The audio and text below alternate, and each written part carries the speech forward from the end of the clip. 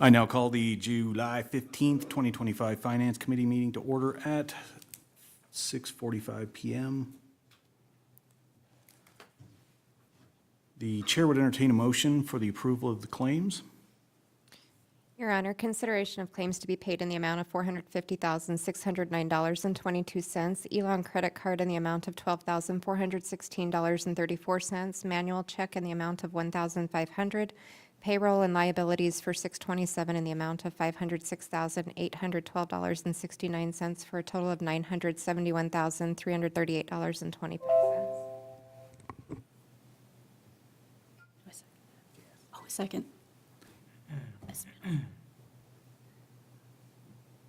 I have a motion by Councilwoman Johnson and a second by Councilmember Pearson Lewis. Are there any amendments or discussions?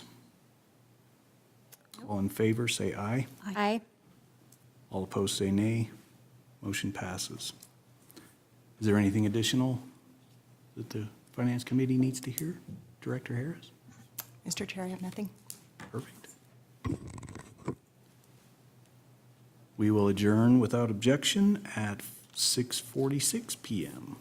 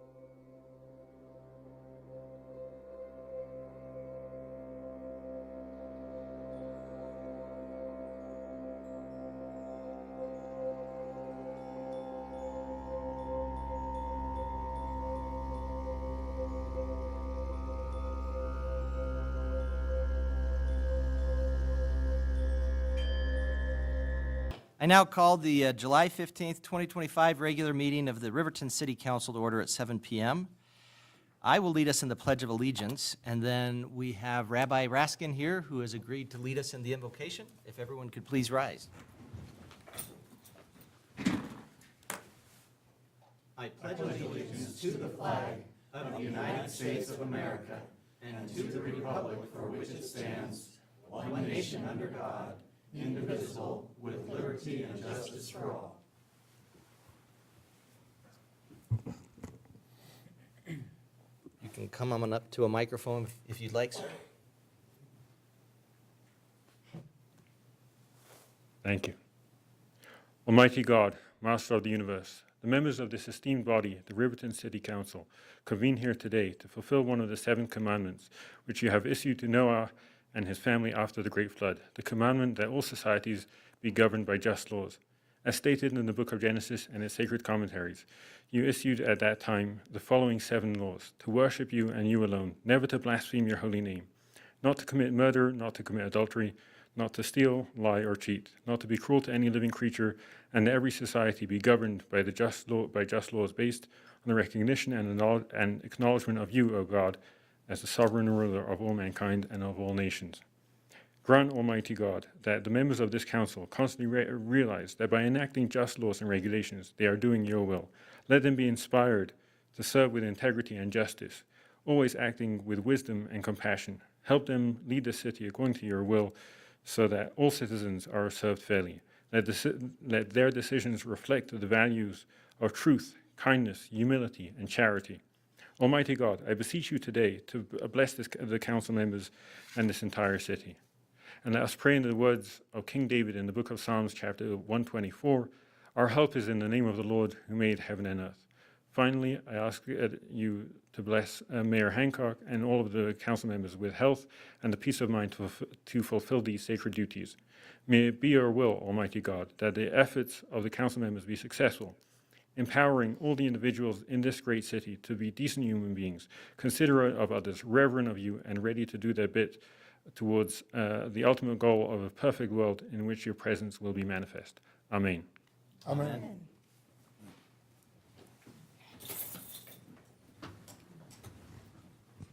Thank you very much, Rabbi.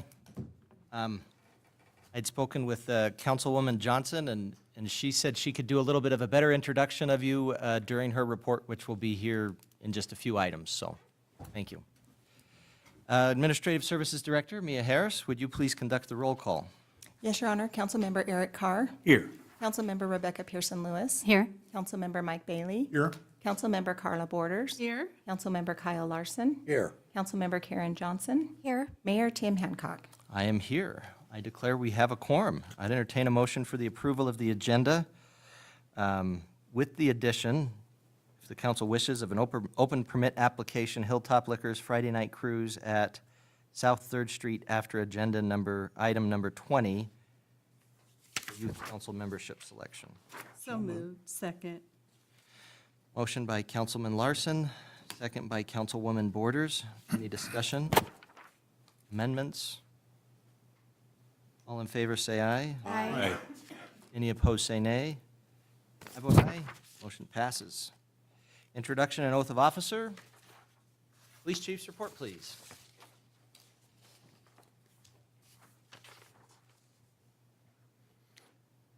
Thank you, Mayor and Council. Tonight we add another addition to our police department. Sarah was born in Montana, and she's a 2020 graduate of Flathead High School. She initially pursued her careers in nursing and ranching, and with her nursing work eventually brought her to Glendive, Montana. While there was a new opportunity for her to fulfill her dream of joining law enforcement. She joined the local police department and graduated from the Montana Law Enforcement Academy. She married her husband, Braden, a BIA canine officer here. Their marriage brought them here to Riverton, where she's continuing to build a career in law enforcement. She's deeply committed to expanding her knowledge and experience and aspires to one day be a detective. Her diverse background and strong sense of purpose make her a dedicated and driven officer and looks forward to serving the city of Riverton and the community. As tradition, this time I'd like to ask Braden to please step forward and pin the badge on Sierra.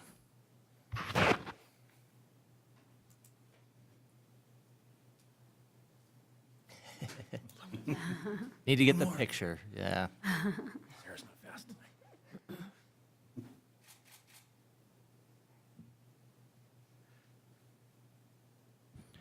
Now, Your Honor, we're ready for the oath of office.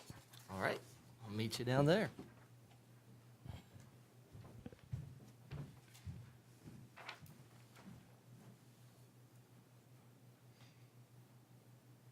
All right, this tends to work better if we stand here and have the mic between us, so we'll try that out. If you need to follow along, that's where it is. I might follow along, but I've done this and I remember it pretty well. After I say "I," you're going to say your name, okay? And then we'll go through the rest of it. All right.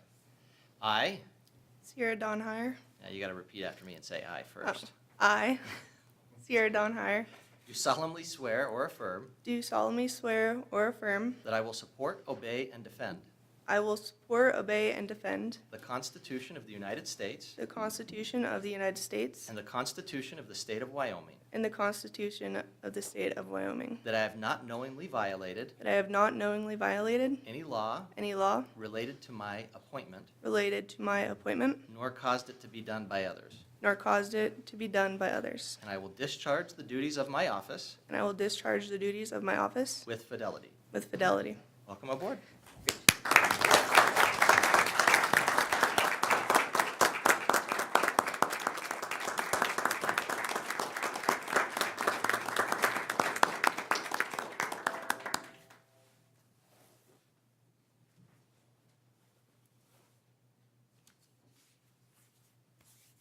How do you say your last name? Higher. Higher. Okay. Great. Well, usually you might shake hands with everybody on the council. Welcome. Thank you. Welcome. Welcome, congratulations. Thank you. Thank you. Welcome aboard. Appreciate it. Thank you.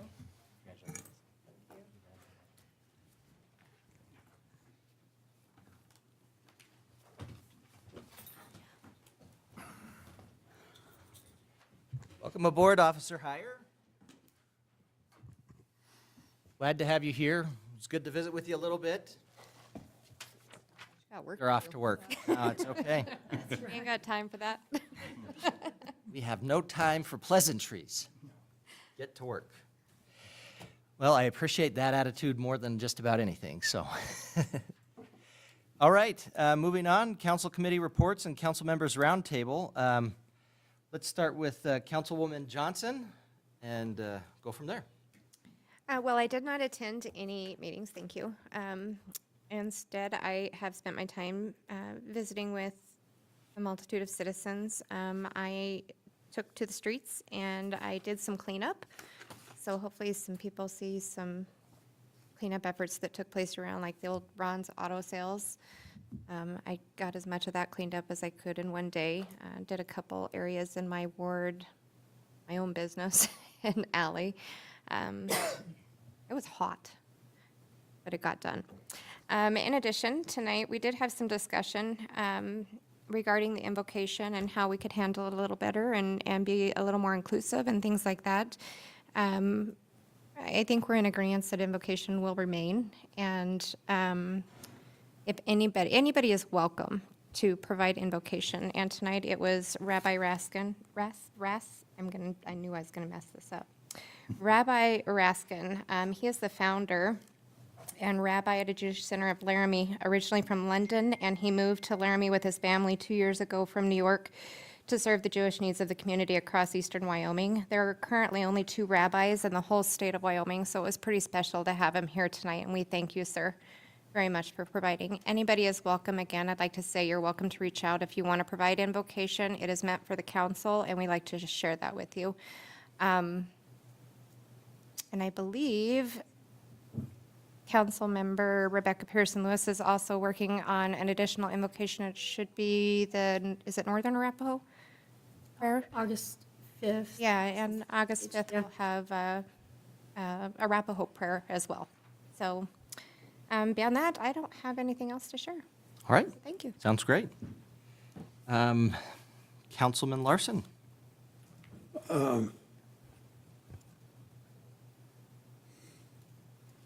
We normally have our meetings later for the solid waste, but the only thing I'd like to comment on is July the 4th.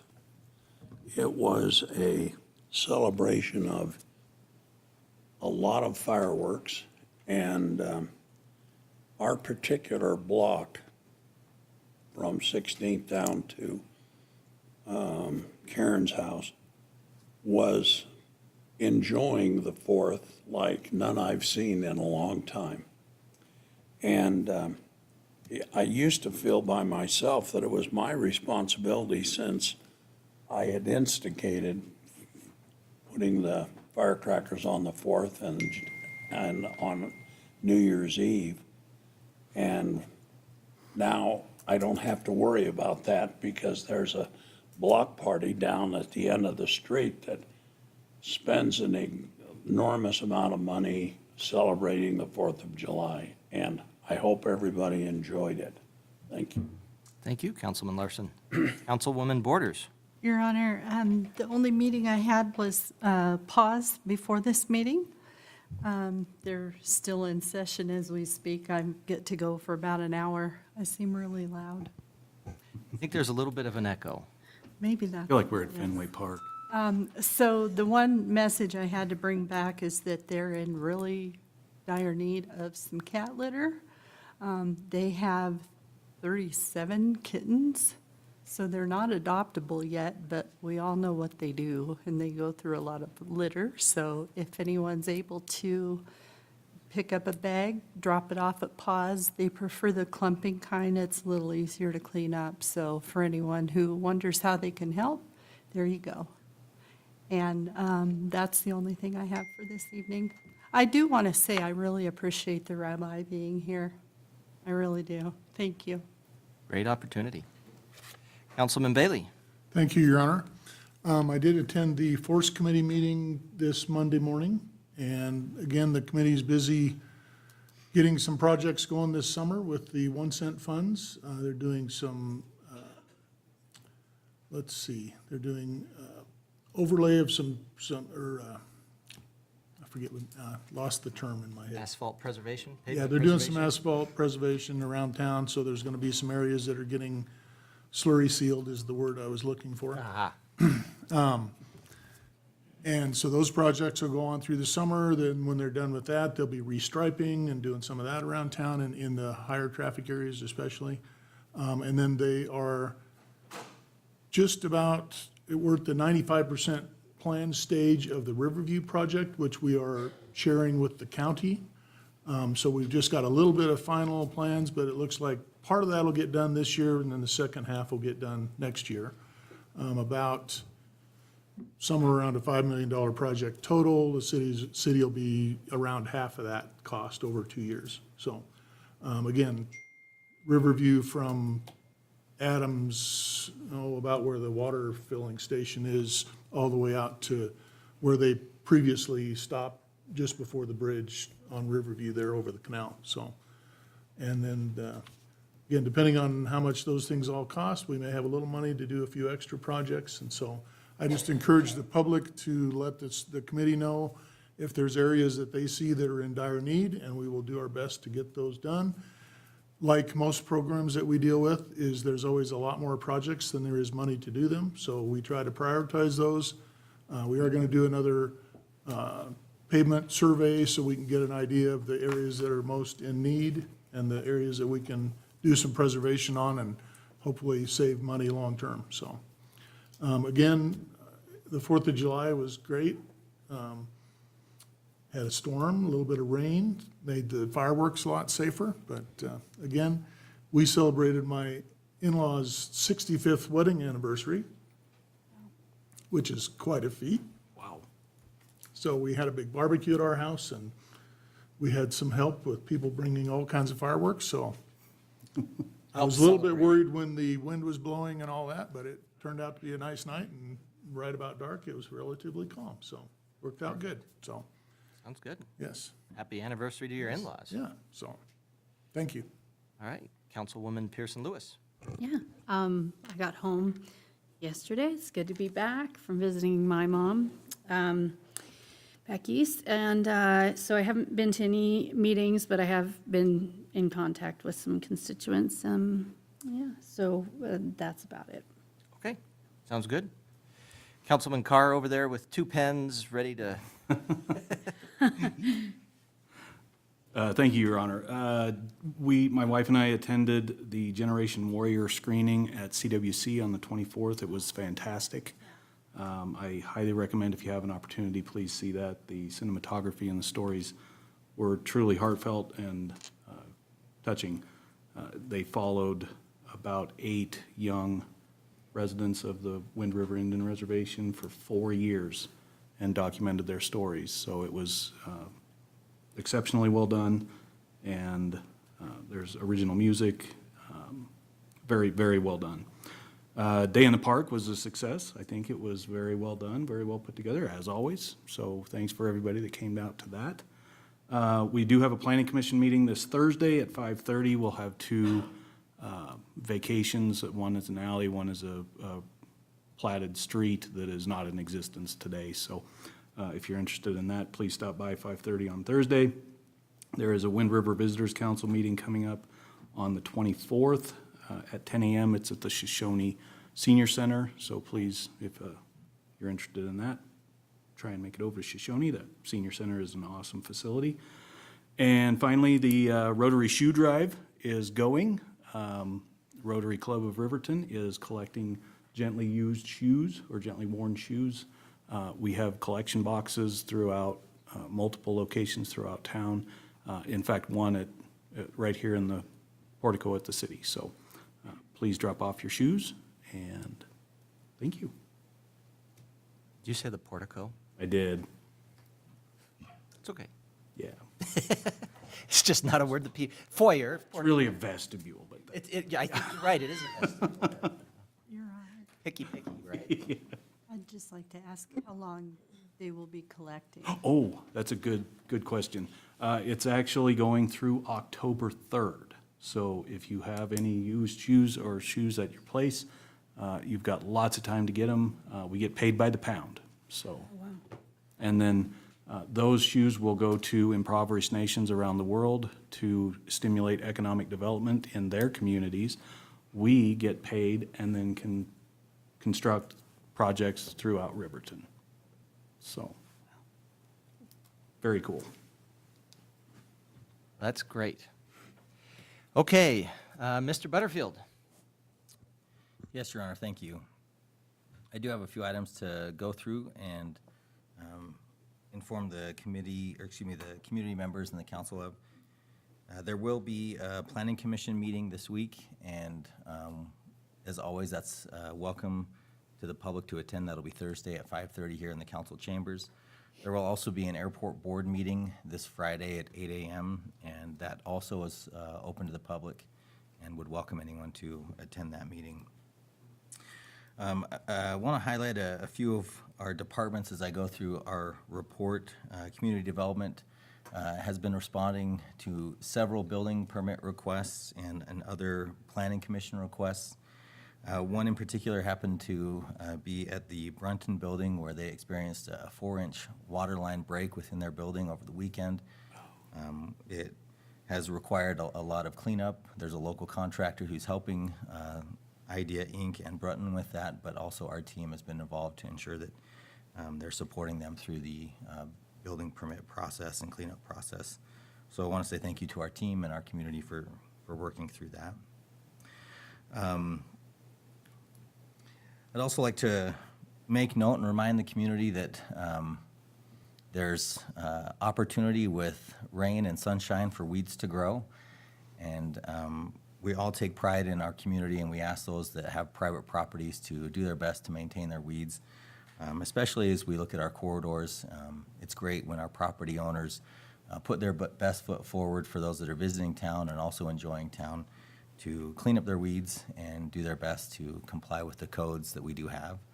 Our code enforcement arm of the city is really supported through our community service officers, and they are engaged in providing notice to property owners that are in violation of our various codes. And I appreciate their support, but would like to just make a public call to our private property owners to help out and make Riverton a nice place and do their part to trim their weeds.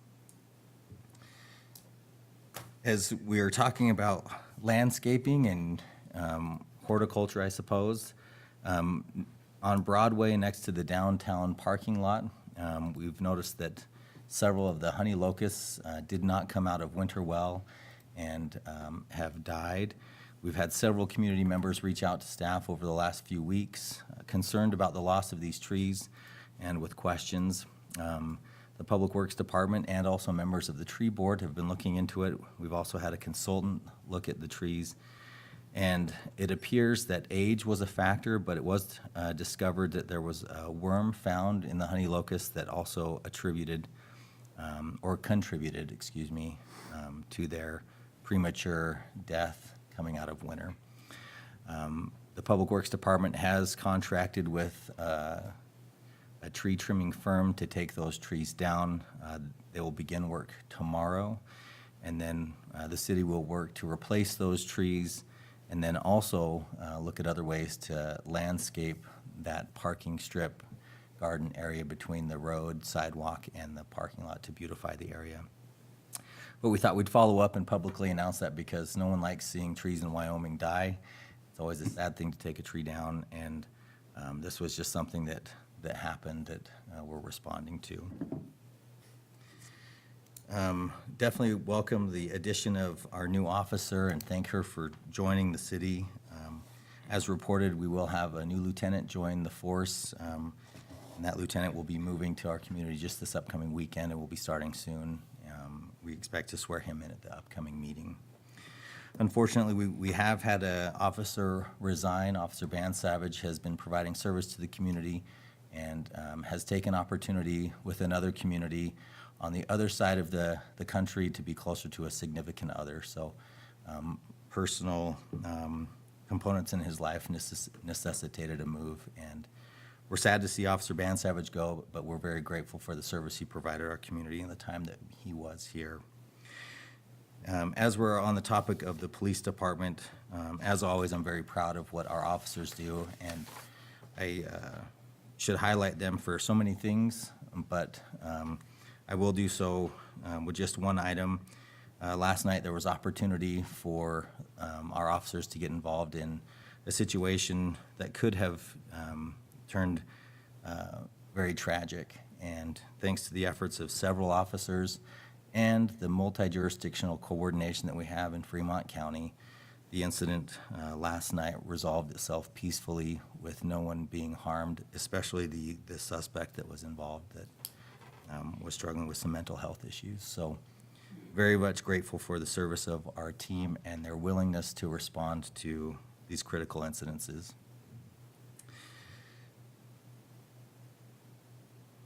Very happy that Day in the Park happened last weekend, and I'd like to highlight the Public Works team, Police Department, and so many others that participated in that to make sure it was a success. I thought the park looked great and always enjoyable to be among community members and to see the fun things happening in our community.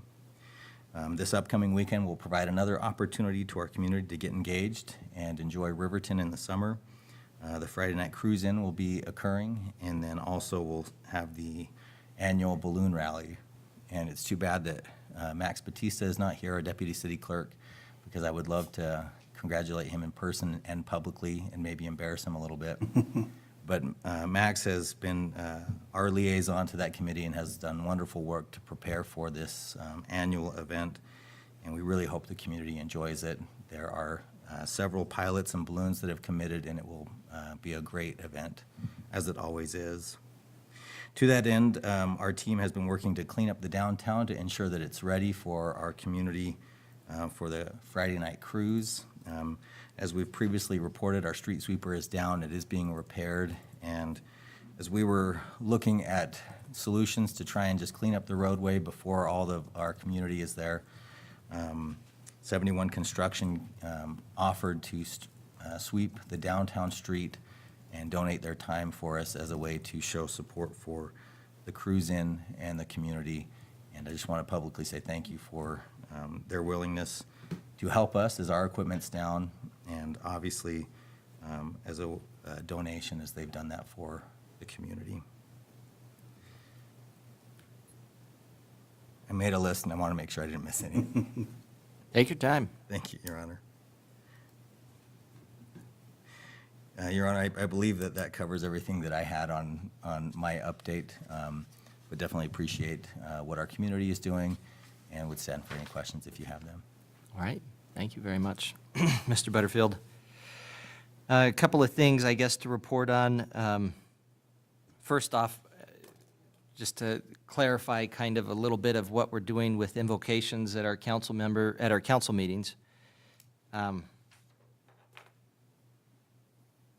That will continue to be something that's assigned to council members that would like to take that assignment on.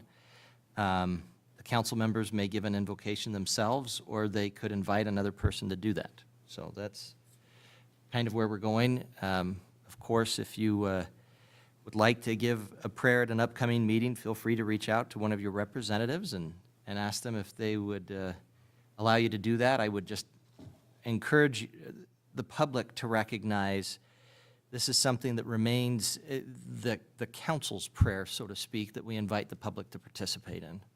That's the reason it's assigned to the members of the council. And that's really, the purpose of it is really for the council to be able to start the meeting, and whoever you might believe in terms of a higher power, be able to ask for that help and assistance that we all know we need, and especially us up here, because we're not perfect, believe it or not.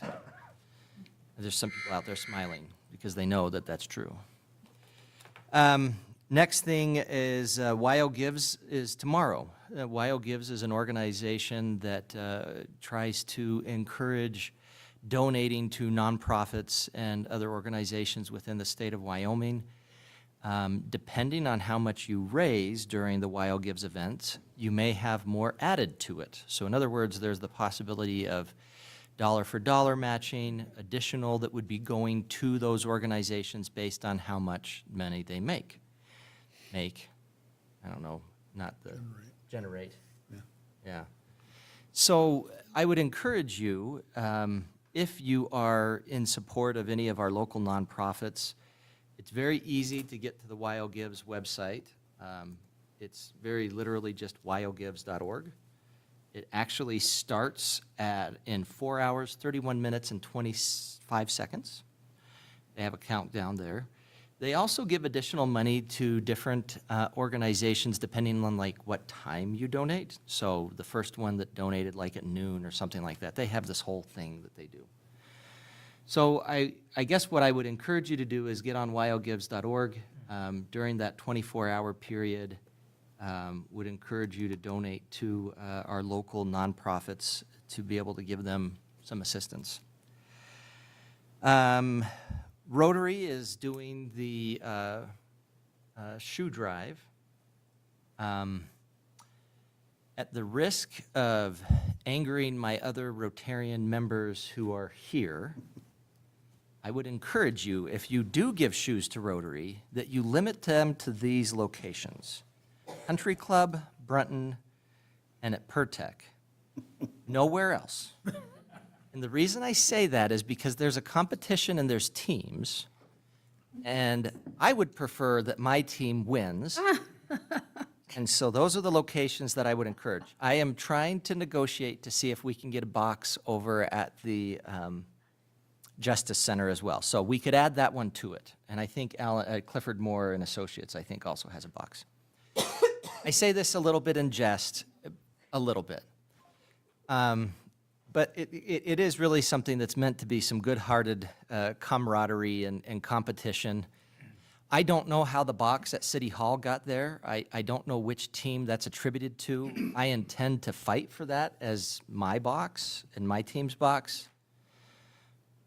Your Honor, I have it on good authority that that is actually on my team and Councilman Carr's team. Yeah, we're going to have to figure that out. It's like there's a fight. So anyway, I know everybody has, not everybody, but I know people in our community tend to have extra shoes, and there's so many different ways and things that you can do to donate, and whether you do it at those locations that I've listed or elsewhere, as you see boxes in the community, I would encourage you to donate shoes, but remember those ones.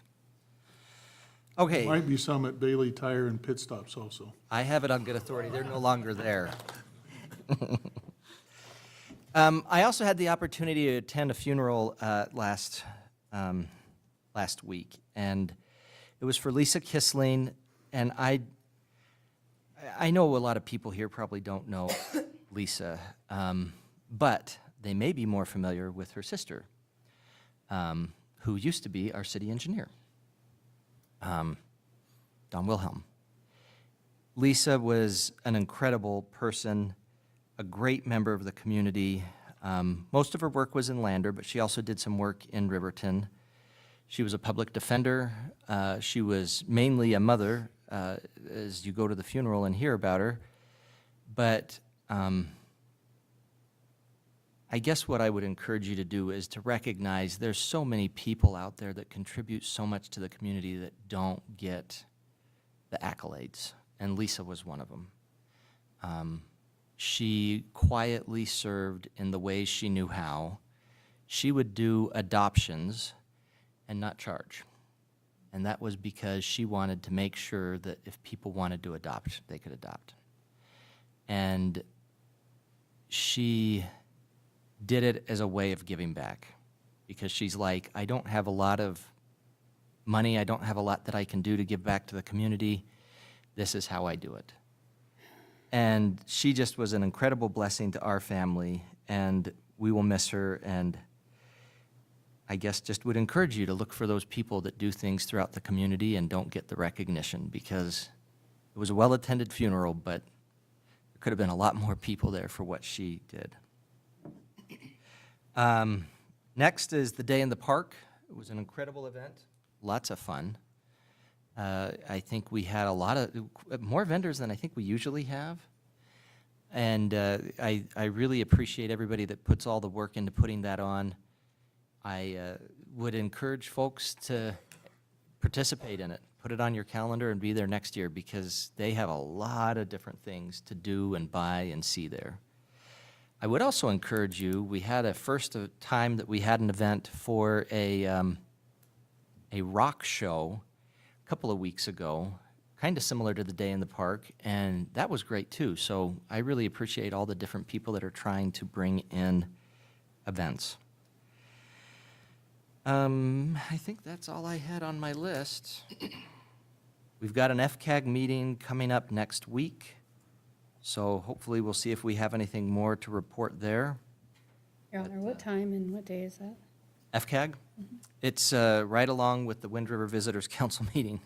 It's going to be in Shoshone, and it will be at 11 o'clock on the 24th.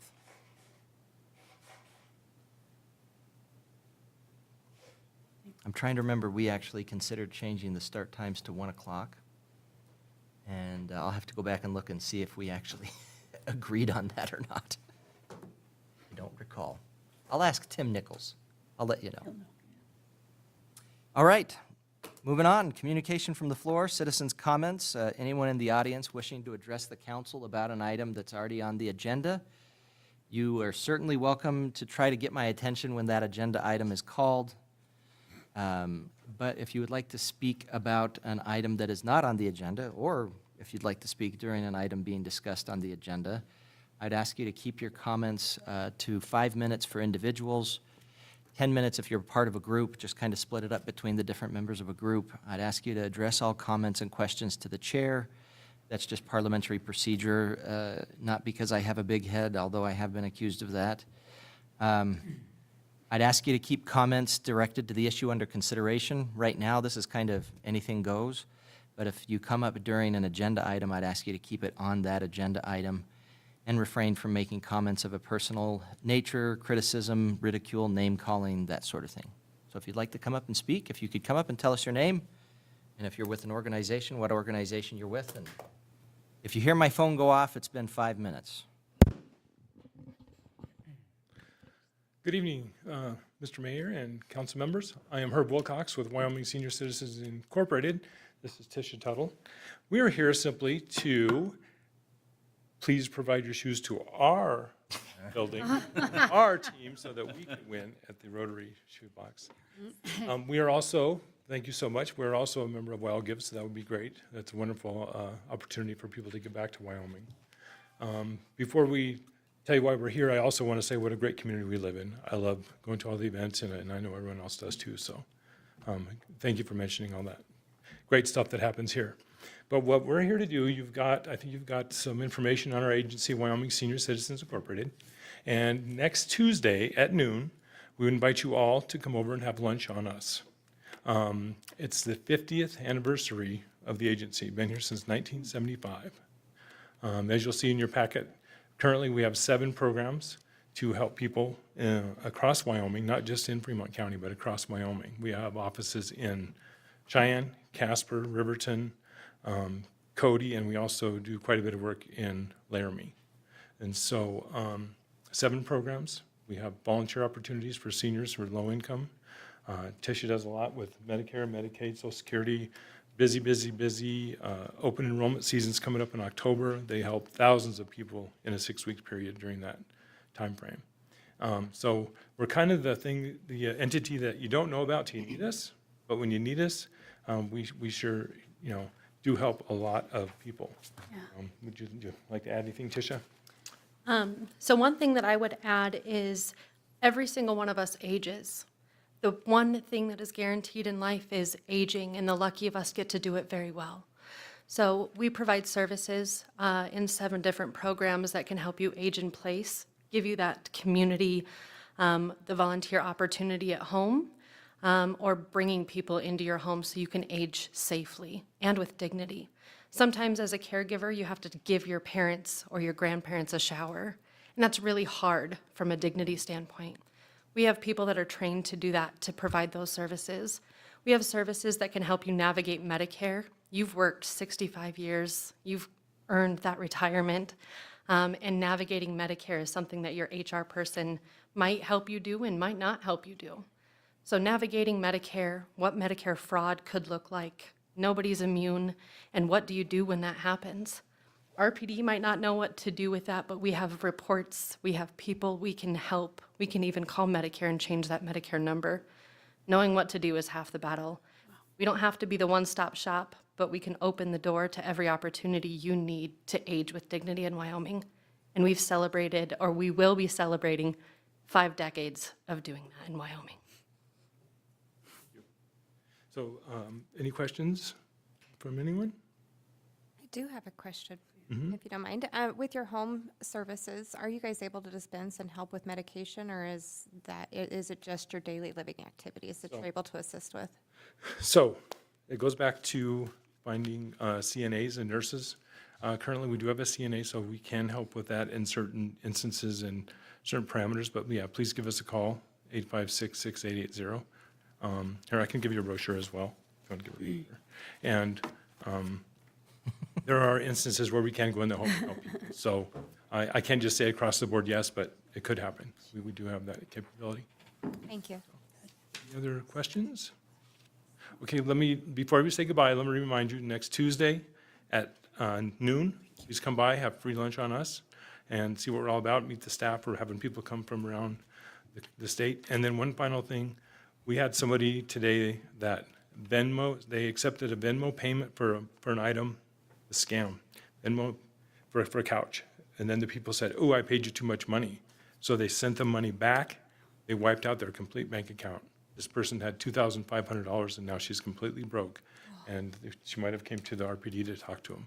And the bank cannot do anything because she gave them access by returning that funding. So all of you, please tell your loved ones, your family members, community members, Venmo seems safe, but if it's people you don't know, might not be safe. So anyways, not to be a Debbie Downer or just Herbie Joe. Good. Okay. Herbie Joe. Thank you. Herbert Joseph. Thank you, sir.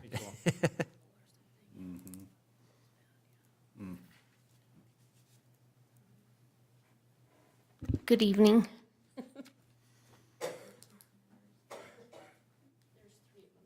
Okay.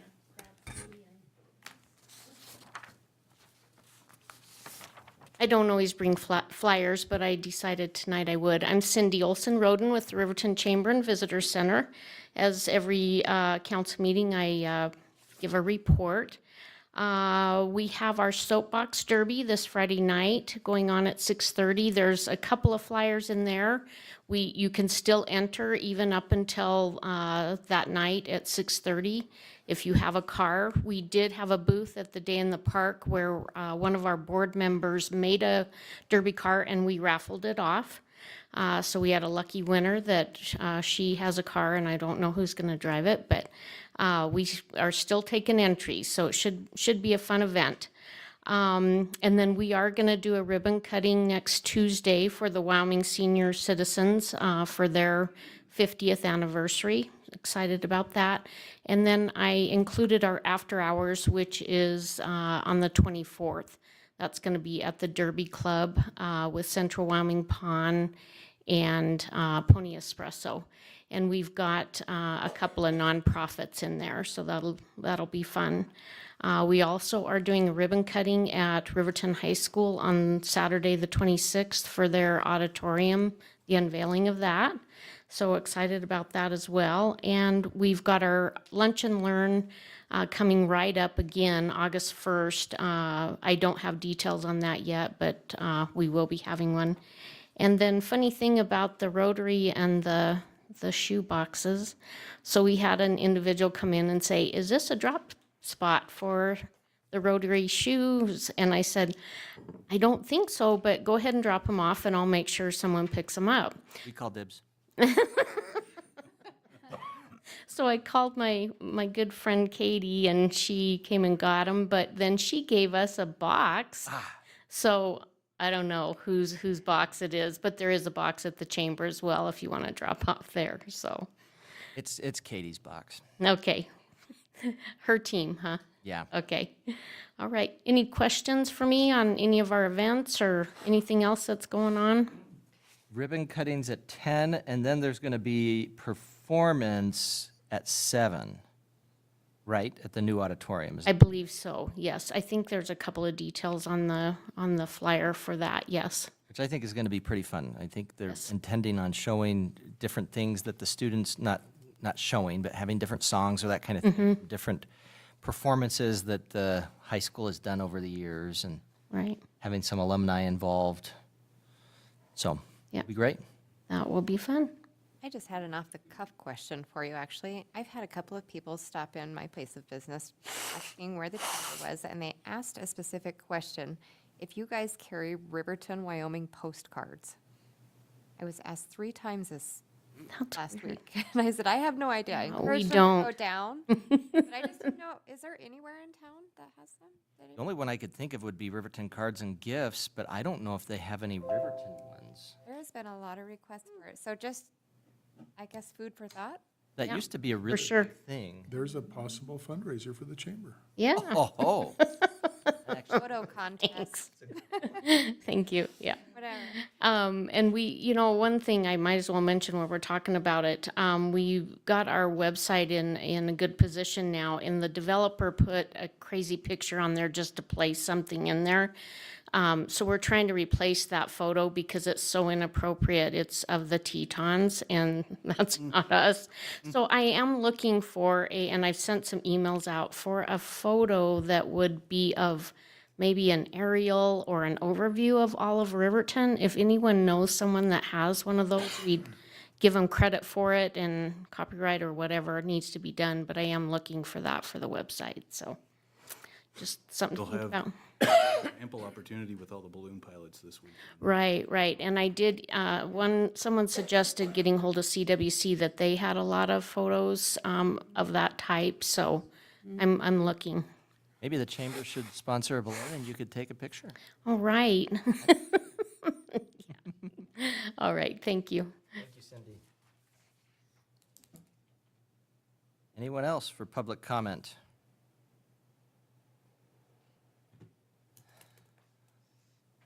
All right, thank you, everybody. Administrative Services Director, Ms. Harris, if you could please read the consent agenda items by title only.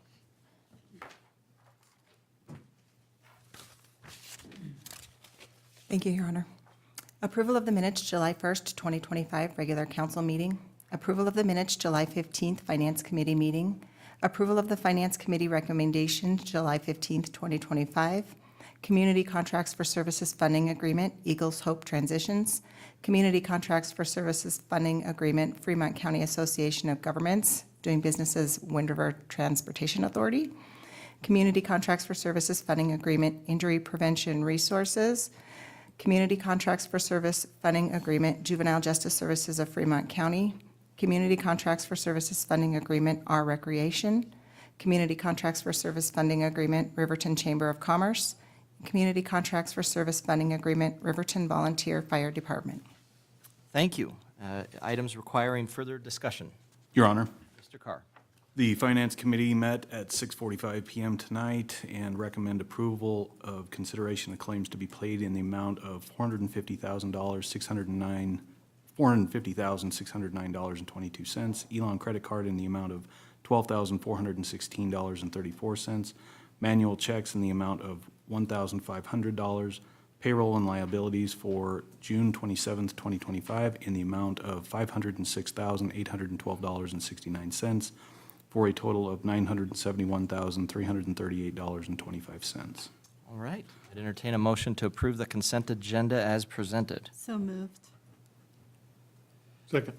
Councilwoman Borders with the motion, Councilman Bailey with the second. Discussion. Amendments. I will be abstaining from approval of the July 1st regular council meeting minutes, as I was not in attendance. Okay. Any other discussion? All in favor, say aye. Aye. Aye. Any opposed, say nay. I vote aye. Motion passes. Indoor activity and ice center feasibility study report, Mr. Butterfield. And our guest. Thank you, Your Honor. I'll be brief. We're very fortunate to have our partners from Ballard King and Associates to present the findings of their feasibility study. This was something that took effort from several members of the community, city staff, and then also our partners, and we're very appreciative of that. We also received grant funds to support this effort, and we look forward to hearing from Ballard King, and then also provide you the opportunity to ask them questions. So with that, Your Honor, I think we can turn it over to Janice, and she can run through her presentation. All right. Take it away, Janice. Okay, first thing I want to let you all know is I cannot see any of you all. I'm not sure if any of our team can. So, just so that you're aware, in case you're trying to get my attention, I won't know. You have the video off? Who has the video off? Where's the video? We can see each other and we can hear you just fine. Oh, And thank you for inviting us to be at this meeting and have an opportunity to talk about this report, but you just can't see it. And do we have any way to increase the volume either? You having trouble hearing me? Oh, that's a little that's better if you better. get closer. Okay, I will get closer. I'm looking at my And now you're muted. I will just talk loud. I've never been accused of not talking loud, so there you go. Well, thank you. Yes, I just wanted to say that for myself personally and probably the rest of our team, it was really meaningful working on this because I live in a small town in Colorado where everybody knows everybody, kind of like some of the things that we heard you report on early in your meeting. And I know the difference that having recreation facilities or not having recreation facilities can make for a community and the quality of life. So we did enjoy visiting your community and working on this project quite a bit. I'm going to give you just a couple little tidbits here, and then we'll introduce our team and start going through the report. But I did want to mention that it is a very lengthy report. It's about 100 pages long.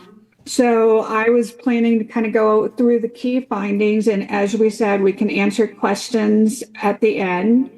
And some of the info the council may already be aware of, but I'm also trying to touch on other pieces of information because we know that the public may have questions. So in some cases, I may give you information that you already know. As Kyle already mentioned, this study was funded by a grant from the U.S. Department of Agricultural Rural Development. And so our team is comprised of members of two firms, and I'm going to switch to PowerPoint here in a second and share my screen. But the firms are Ballard King and JLG Architects. And let me see if I can real quick share my screen. Looks like it. Allow. Looks like you can see my screen. Is that accurate? We can see it, and it looks good. Okay, great.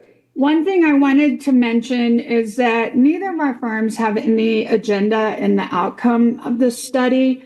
We're simply here by completing this study to help the community explore both what's possible and what's practical to best serve your community. And I think I already touched on these things that I just now got to the screen. Let me see if I can move. Yeah, let me move this up out of the way. All right, whoops. So I'll start off introducing myself. Our firm, Ballard King and Associates, we are specialists in recreation planning. Our firm was founded in 1992, and we've done about 1,200, a little over 1,200 projects nationwide. And from our team, I was the project lead, and I have over 30 years of experience working both in private and municipal recreation, besides working with Ballard King. And with that, I'll turn it over to Steve to introduce himself, and then we'll go over to JLG.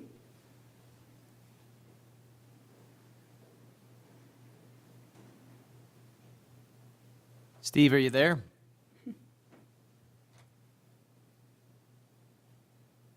We still see the PowerPoint. We don't see I can hear you, Steve. There he is. That's not Steve. There's somebody. We can't hear you, Steve. But we could hear Adam. Oh, there was Adam, that's right. That's the one we met, yeah. Still can't hear you, Steve. We never met Steve, did we? No. We met Janice and Adam.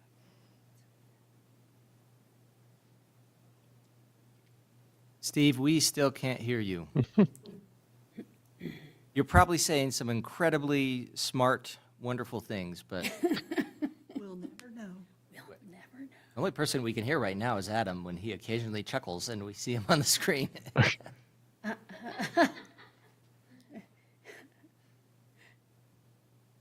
Was Janice, Janice, are you still there? Can we hear you?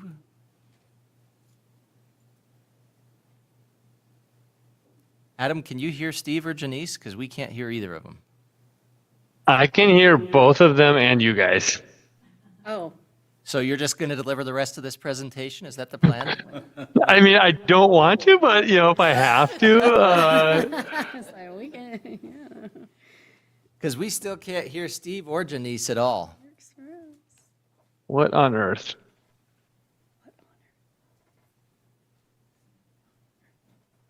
You were down here in Riverton, weren't you, Adam? I I know was, it, didn't yep. I? Yeah, I remember that. Becca Yeah. and I were saying that. I was like, I know who he is.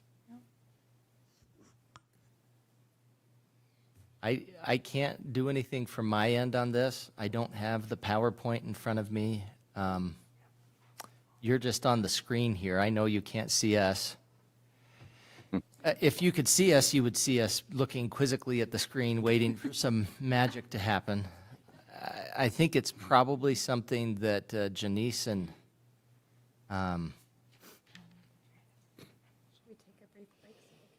we want to. Good idea, Karen. Are they talking right now, Adam? Oh, now we can't hear you. We can still see you. I can't hear you. Everybody's quiet now. But we see you. Your Honor, Yes, ma'am. we take a brief break while they try We want to do that? We'll take a brief recess and try to figure out where the problems are lying here, okay? Not a bad time to take a break, 7:55. We've been here for a whole 55 minutes. Just take a 5-minute recess and try to get things sorted out. Thanks, Adam.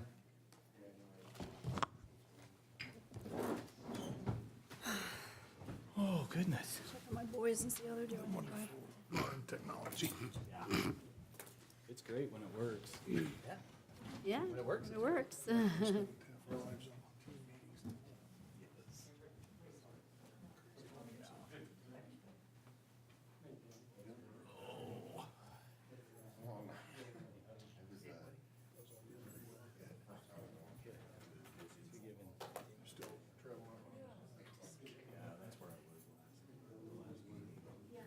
Hey, there's Steve.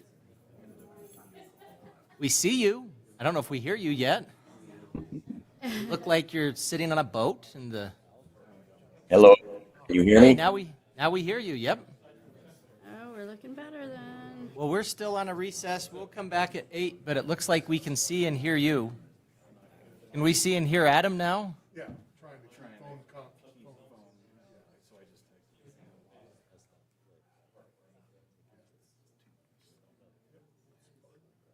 Can you guys hear me? Yep, I can hear you, Adam. Hey, did We have Janice on.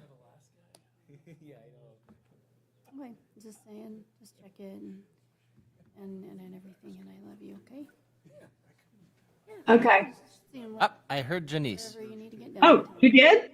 I heard you just now. I love you. Okay.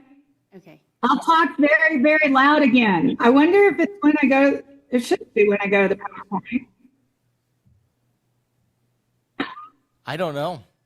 We're still on a recess for 3 minutes, so when we come back, I'll just gavel us back in, and it looks like we've got all 3 of you now, so that's great. Great. And I'm sorry you don't have a video. It's something we need to Oh, it's kind of okay. consider whenever we do that. I've been there and I've met some of you all, so I can just picture you all in my mind. Use your imagination. All right, Yes. well, we'll be back in 2 minutes, Janice. Thanks. Okay.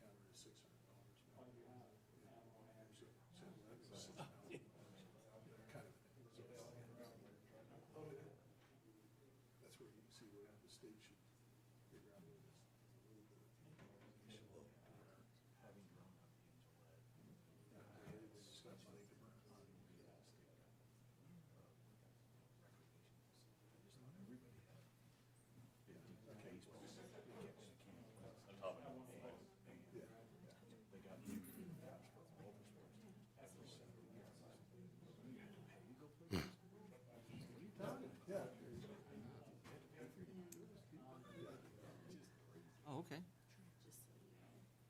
Okay.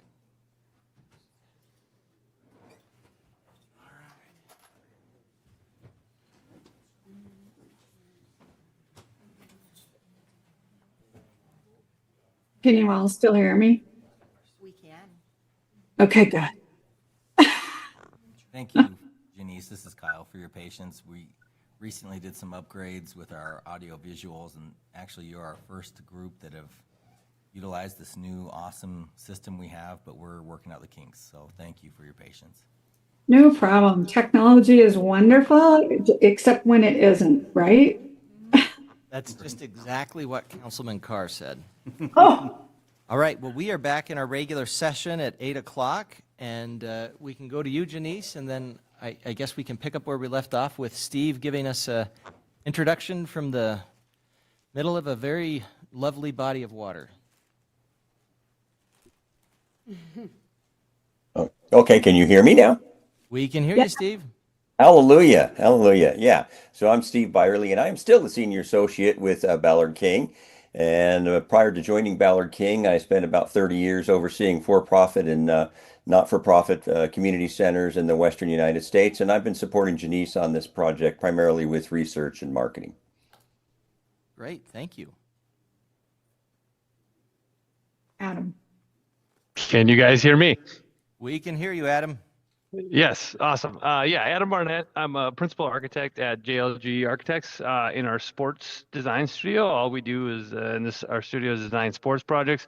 My expertise lies in community recreation projects. So exactly what you guys are looking at and what we studied through this process. We've been working with Ballard King for a couple of decades now on numerous studies. Not as many as they do because we are focused on architecture, but you can see by our numbers, we've done over 100 community recreation facilities built across the country. Also supporting our team, but not on the call, was Carol Henriksen. She's worked on a good handful of our recent recreation studies and projects and helped provide a lot of the content for the study. So I wanted to take just a moment to outline the process that we went through. There were a number of components. So the market analysis, I mean, you have all this information in your report, but I want to try to explain how it kind of all leads to the information that we provided. The market analysis, we use data from GIS mapping systems, it's actually called Esri Business Analyst, but it brings in everything from the 2020 census to the Consumer Price Index to the Bureau of Labor Statistics.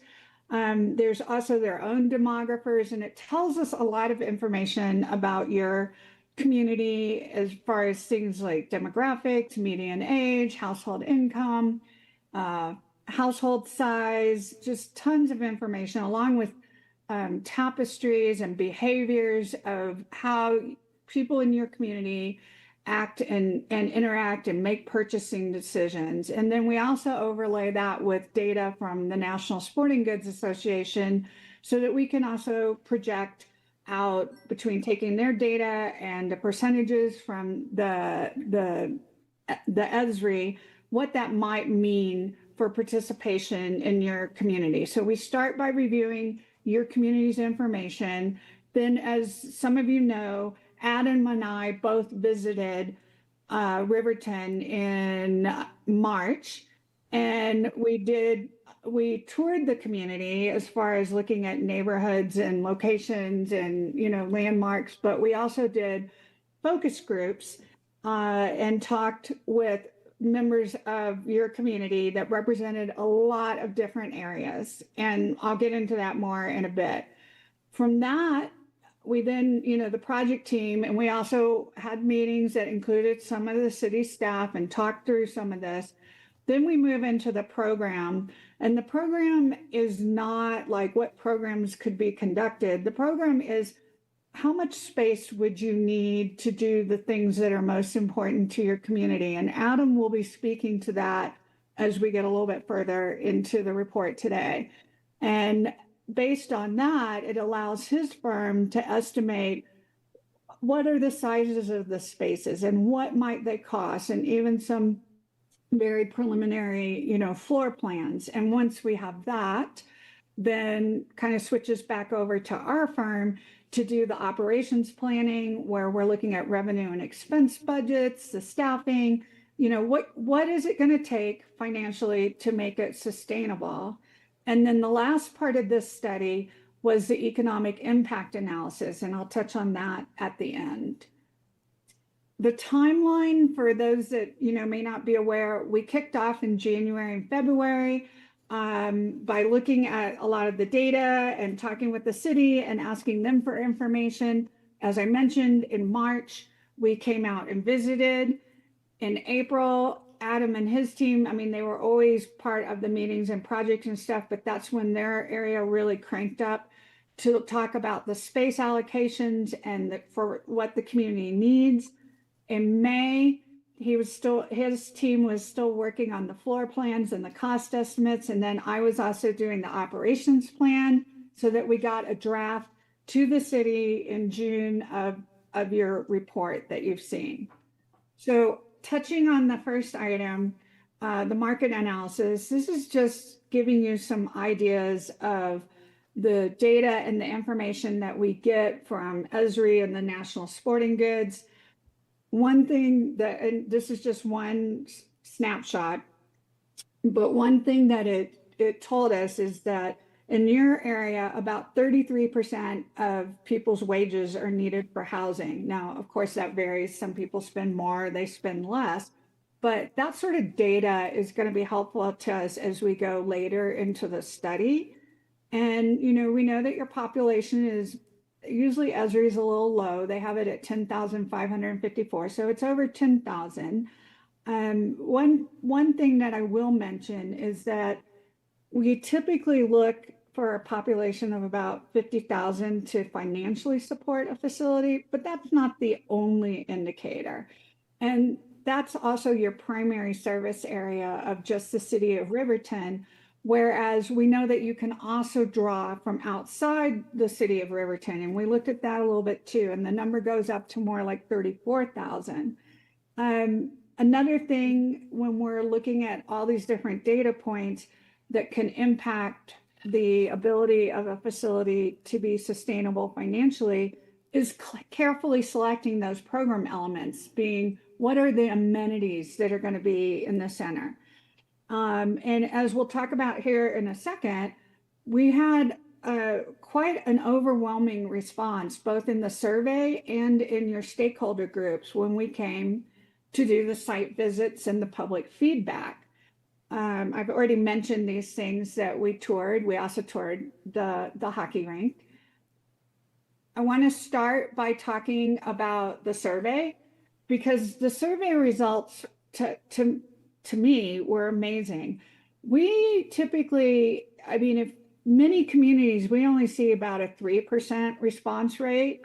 Your survey had 1,140 responses. I couldn't believe it. That's just an incredible response rate for your city. And I think it also speaks to how much they wanted to be heard and how interested in this project they were. That's over 10%. We also limited the responses to one IP address one response per IP address. So that keeps someone from taking the survey over and over, right? To kind of sway the results. The survey had a lot of the same things that we're going to talk about in the focus groups or the stakeholder meetings. But the top 3 amenities that we saw that the survey saw that your community would be an indoor multi-purpose gymnasium. And I want to be clear that when we talk about a gym, we're not talking about like a fitness gym to go and work out at. We're talking about one with court space. And the second highest item was indoor walking and jogging track. And I can explain that more when we get to the focus groups. And then the third was for teens. So that was when we let people pick the things that you think are most important. Those were the top 3 items. When we said, okay, now you can only pick 3 and rank your first, your second, and your third highest choices, then it shook out similarly, but then the ice rink came into play a little bit. And what we thought was best is, the reality is if I have the gym in first place and Adam has the walking track in second place, and we reverse each other, it kind of just evens everything out. So we took all the first, second, and third place votes and put them together for the survey results. And so then that showed us that 537 people are respondents. They wanted the gym. 464 wanted the indoor walking track, and the ice rink was third at 365. And I have to really give a kudos to the city of Riverton with how they got their staff, how they got this information out to have that sort of response rate. We don't typically see this. The other point that I want to mention is out of those 1,100 survey responses, 87.6% were residents. So there were some that were non-residents that took the survey, but it's a high number of residents that took your survey. If I move into the in-person on-site, we did these at City Hall, public feedback. We met with a broad cross-section of your community, and you can see I listed out a lot of those groups here. I mean, everything from the school district to other recreation providers, the Boys and Girls Club, the sports organizations, not just hockey and soccer, but basketball, wrestling, volleyball, Ironworks Gym came, all these different sports. The seniors came to talk about pickleball, baseball, and then your community service type organizations, whether that was the Rotary or the Kiwanis, the Chamber of Commerce, the Visitors Council. We talked to some of your elected officials. I will tell you, I did find a typo in that 100-page report, and it said that we met with Teton Athletic, and full disclosure, we tried to connect, but we did not connect. So we did not meet with them because I like to be very accurate. But what I wanted to mention is that we heard a lot of common themes. And the common themes that came out in every group, which was very interesting, was that there's just a lack of available indoor spaces. I would say gym spaces, but again, I want to be clear that we're talking about multi-purpose type courts. And so what they shared is that the school facilities are full. They all use them. They'd like more time. They cannot get more time. And so it limits the organization's abilities to either serve their current members or to grow. The second point that we heard from everyone was that there was really a high need for indoor spaces for youth and seniors. I think the youth is self-explanatory, but for seniors, we heard a lot from all groups that weren't there to represent seniors about in the winter months, there's really no place that's safe for them to stay active and healthy in the winter because walking outdoors can be really risky. So they all recognized that there was a high need for seniors. The demand for gymnasium space, we hear that a lot across the country. It's really common. And we also hear it about needing spaces for seniors to stay active because communities are moving towards multi-generational approaches for facilities. When we asked the groups could they come to consensus and prioritize, that's when they did. They came to consensus that as much as they might like to have, there's a difference between needs and wants, right? They might like to have these things that are wants, but they came to a consensus that the need was to have flexible spaces that could support multiple activities versus an area that could only support one activity, for instance, like an ice rink. If money wasn't a factor, they would love everything, but they recognized that it is. And so that was the feedback that we heard from the community. I think at this point, Adam, I'm going to let you talk about the next areas, the program and the cost estimating and that. All right, sounds good. Thank you, Janice. Yes, so like Janice mentioned, she talked a lot about the process that we went through, a lot of listening, gathering information, and then we worked together to analyze that and really boil it down to what makes the most sense based on what we heard. And what really kind of overarching that we heard from all groups and the survey is just this need for a large open volume space. Like Janice said, we're calling it a gymnasium, or think like field house, like big open space with multiple courts. And that sort of thing. So as you look on this sheet, this is the project program, which is really just all the spaces that we would include in a building listed out. And then you can see the space's name, and then you see the size where we quantify a square footage for each of those elements, and then any comments. And then this really becomes the roadmap for a conceptual design for the proposed building. So on the top half, is the indoor activity center. And you can see we've got all the spaces, that primary gymnasium court space, the storage, walking track, all those different components. And then we factor in things like building services. So you're going to need water and heating and cooling and those sorts of things. And so what we're proposing was the indoor activity center. That's that kind of field house facility at roughly 48,000 square feet. We factored in some parking and that sort of thing. And then you're looking at about a 3 to 5 acre site. So this also helps us identify, what would be the overall amount of land needed to do a project or a proposed building. So that was the indoor activity center. And then the bottom half of this sheet, we broke out an ice rink, a new ice rink option. So we'll get to the plans, but it includes the ice sheet, team rooms, ref room, resurfacer, and ice systems, and all of those components, and a very simple, straightforward building. And that one was about 33,000 square feet. And then with some parking, about 2 to 3 acres on that one. Adam, just a quick question here. I don't want to throw off your rhythm a little too much.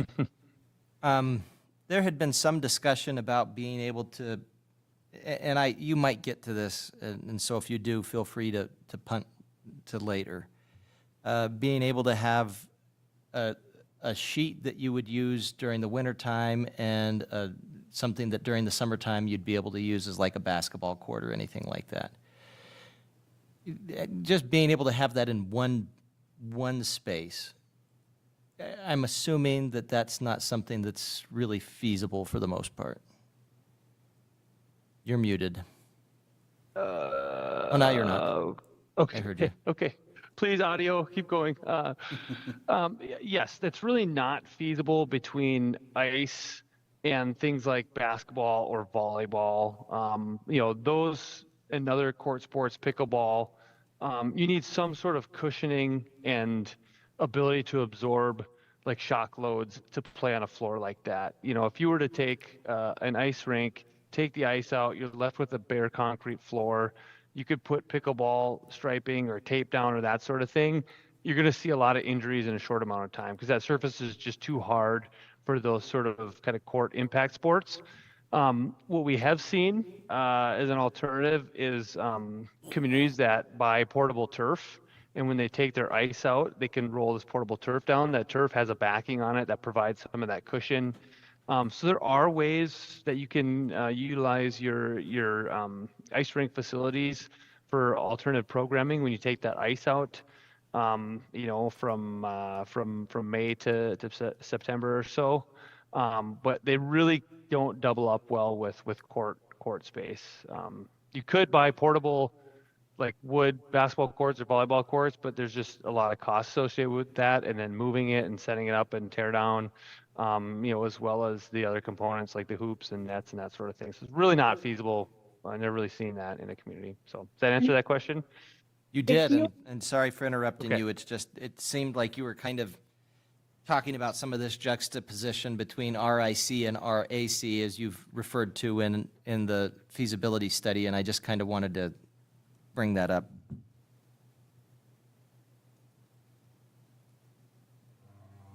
Because Adam's going to talk here in a minute about the potential for a phased approach, but that impacted the ice rink potential revenue was when we considered what could be done in there in the basically April, May through September, October timeframe, and we had to be very conservative I can touch on that later, or I can just tell you, we did put some pickleball in there for the spring and the fall, not for the summer, because we know they're going to go play outside in the summer. And we considered an indoor playground with like inflatables for kids to come. But as Adam said, as far as doing the sports in there for the most part, we had significant concerns that it would attract your sports organizations to use that cement slab. Gotcha. Well, thank you. Again, Yeah, sorry to good interrupt. question. You Nope, can great carry on question. where you were at. Great question. So from that program, like I said, that becomes a roadmap for kind of the spaces in a proposed building. And so what you see on the screen in front of you are some conceptual floor plans of, like you said, the Riverton Indoor Activity Center and then the ice center. So the ice is the plan on the far right. The far left plan would be the main floor of the activity center. And what we tried to do is really make this kind of the Swiss Army knife of recreation, meaning that it's truly as multi-purpose as possible. And so you can see the large space with the courts. We've got 3 basketball cross courts running left to right. We've got an on-grade walking, jogging track around the perimeter. We could do 6 volleyball courts across those basketball courts, so that would support some smaller tournaments and things like that could be hosted here. We could stripe these with numerous pickleball courts, tennis, that sort of thing. And we would envision this as being like a rubberized gym floor that's very multi-purpose and can really accommodate a lot of different activities. And then I know the rest of the spaces on the plan are pretty small, but both on the main floor and an upper mezzanine, which you see on the middle plan on the top, we've got more multi-purpose spaces. So a couple of multi-purpose or meeting rooms, things where you could host birthday parties, for instance, on the main floor, or it could be like senior programming, painting classes, cooking classes, you name it. Those are kind of programmable space that could also help generate revenue and that sort of thing. And then up on the mezzanine, there's kind of a large open area as well up there that would be multi-purpose. You could have batting cages up there. You could have golf cages. We've seen some communities put like a small jungle gym up there, so the littles can be climbing on stuff while brother or sister maybe at basketball practice and that sort of thing. So really try to approach this with that all-purpose building, if you will. And then, on the ice piece, this is really kind of our basic community rink, if you will. So you got the full ice sheet, 4 team rooms, so you can support teams getting on the ice and off the ice and in between and changing. You're probably looking at 200 to 300 seats in aluminum kind of portable bleachers that would be put out there along the dasher boards, and then just the basics: a ref room, a small concession space, bathrooms, and those sorts of spaces. Any questions on these? Why don't you go to the next one, Janice? I can touch on. And this plan is really looking at a phased approach, like Janice mentioned.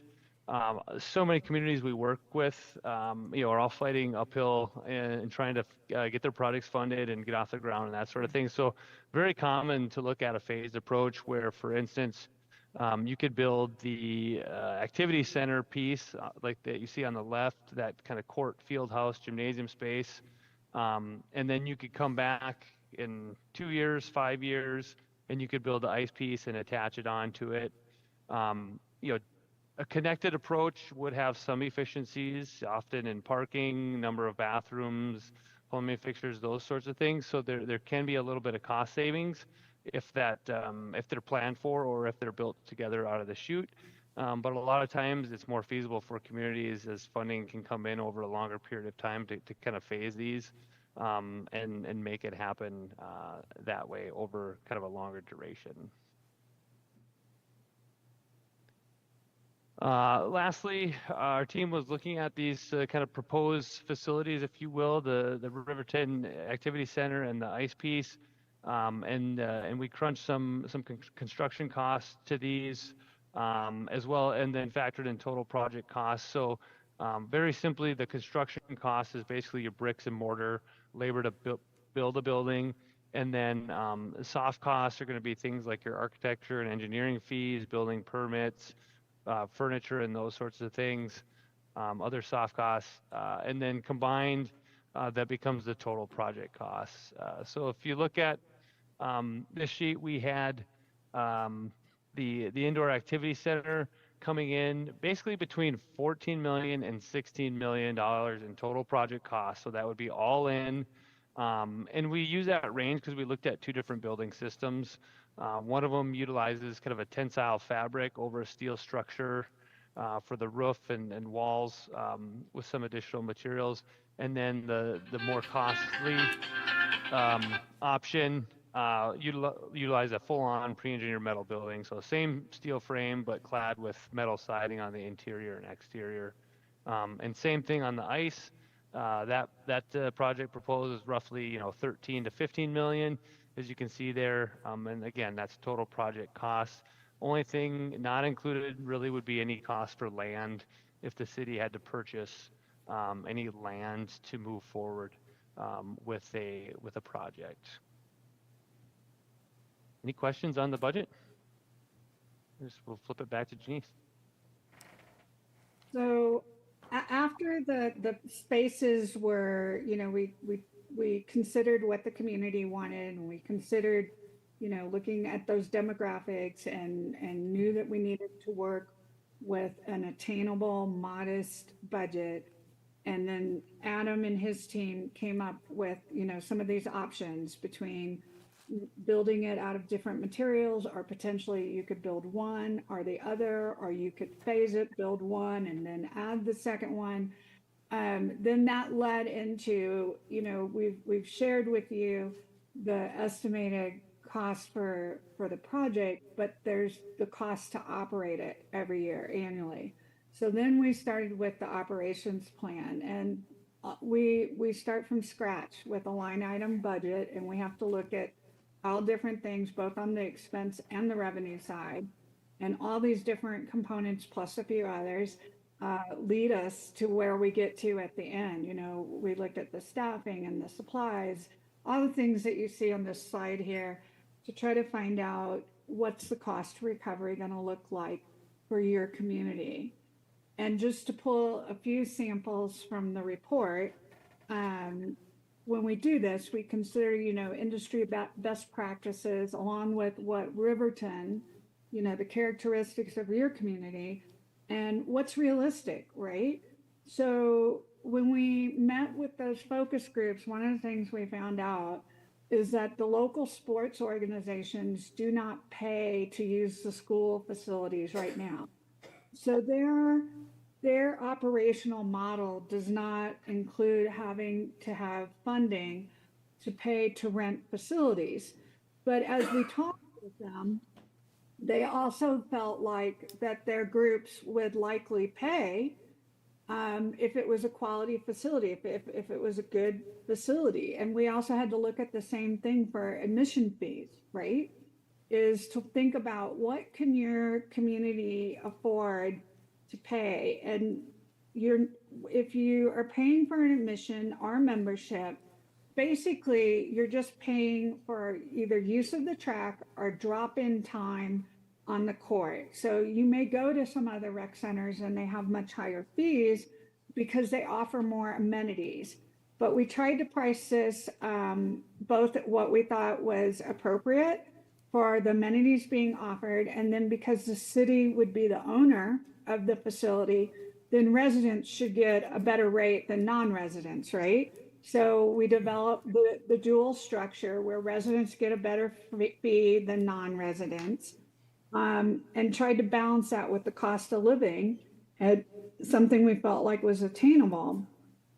We also knew that the ice rink is really only going to be open for about 5 months for ice, because then the interest drops off. It's not going to be sustainable to keep it ice year round and bring in enough revenue. So that's where, as I was mentioning earlier, we considered, what else could be done on the slab in the spring and summer times, in the early fall. We felt like it was probably going to be indoor playground with inflatable and activities for kids to do, and possibly some of that pickleball, possibly some limited sports camps also. One thing is when we built out the operations plan from the revenue standpoint for both areas, whether we called it the Riverton Activity Center or the Riverton Ice Center, or both of them combined, we didn't do it at 100% capacity. You're not going to open on day one and be at 100%. So we based it on a more modest fill, knowing that over time it would grow. And so here, this is just kind of outlining as we went through all these different, okay, they could do this and they could do that. And at these price points, you know, you can see that we developed what we felt like were realistic possibilities for what the two centers, whether it's the activity center, which is, you know, shown with RAC, or the ice center, RIC, or both of them combined, could bring in for revenue. We know that the rental fees and the admissions are not going to be sufficient to cover the operating costs. I mean, we knew that it would be challenging when we looked at the demographics of a smaller community, but smaller communities support facilities like this successfully. It just means that you have to think about the additional funding sources that would be necessary. And so that leads into something that we heard during the stakeholder meetings, because a lot of communities very successfully use some sort of tax initiative. We did hear in the stakeholder meetings, some of them voice frustration over a previously, you had an economic impact tax at one point, and then it went away. But that could be revisited, you know, if you worked with the community and there was good, it would have to have some more study on that. But that is used successfully in many communities. So we don't think it should be discounted. We also think that you should explore partnerships with, whether it's the school district or the CWC, the local college, or businesses, to see if there's some shared partnerships that could work for both entities. And then obviously the last area would be looking at grants, fundraising campaigns, and or philanthropic sorts of donations that might be able to help. But moving on to the expense budget, you can see that these numbers are much higher than the revenue numbers. And just some quick things that we see is that your staffing here represents about 32 to 48% of the operating costs. And that's pretty typical. The two highest areas are usually staffing and utilities. We see staffing as high as 60%. And so to see it in that lower 32 to 48%, that's for two reasons. One, it's a lean facility, right? We didn't overstaff it. There's not a lot of fluff. We didn't hopefully understaff it either. But it also goes back to the amenities that were chosen. For instance, if you had a pool where you had to have lifeguards, right? There's a lot of lifeguards needed around a pool. That amenity is not in this facility. They're also very expensive to build and to operate.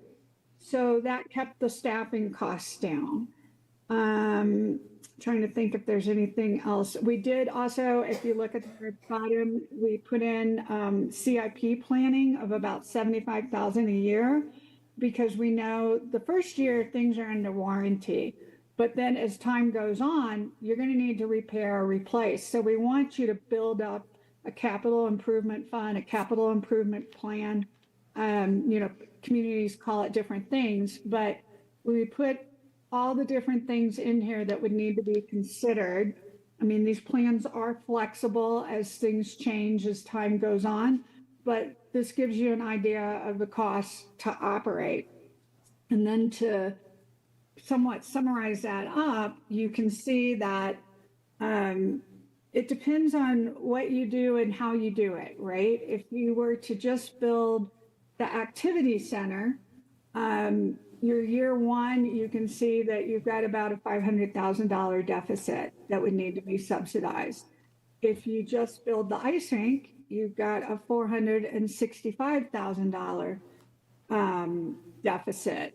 If you decide that you wanted to proceed with both, then you're up to $963,000 deficit. So that's why, going back to why we gave you phasing and options at the beginning, was to give you things to consider that you might be more attainable. And, you know, one important point to make is that the activity center is going to serve the broadest section of your community. You know, nothing against the ice center. I figure skated and played hockey, so there's nobody that's more. And Adam will tell you his daughters play hockey right now. We're all passionate about ice, but you know, our role here is to tell you what would serve your community best and what we heard from your community. It's not that they don't want these other things, they certainly do. It's about what would serve the biggest section of the community. Let me think if there's anything else. I think you've got the numbers and we can drill down into them more if you would like or have questions. The last part of the study was looking at the economic impact of either or both facilities. And we did kind of put this together to give you some examples. So there's direct economic impact, which is, and I don't think anyone would argue that we know that recreation events and activities drive visitors to communities, right? You can think of what makes you go to a community. You know, Wyoming's beautiful. A lot of people come to Wyoming just to see Wyoming. It's kind of the same thing with Colorado, we like to think. But people come for certain things. They come for tournaments. They come for a certain event or a certain activity. So we were pretty modest in projecting out, you know, I think it was one basketball tournament, one volleyball tournament, one wrestling tournament, but they would have multiple days, right? One Powerball, which is a one-day volleyball type thing.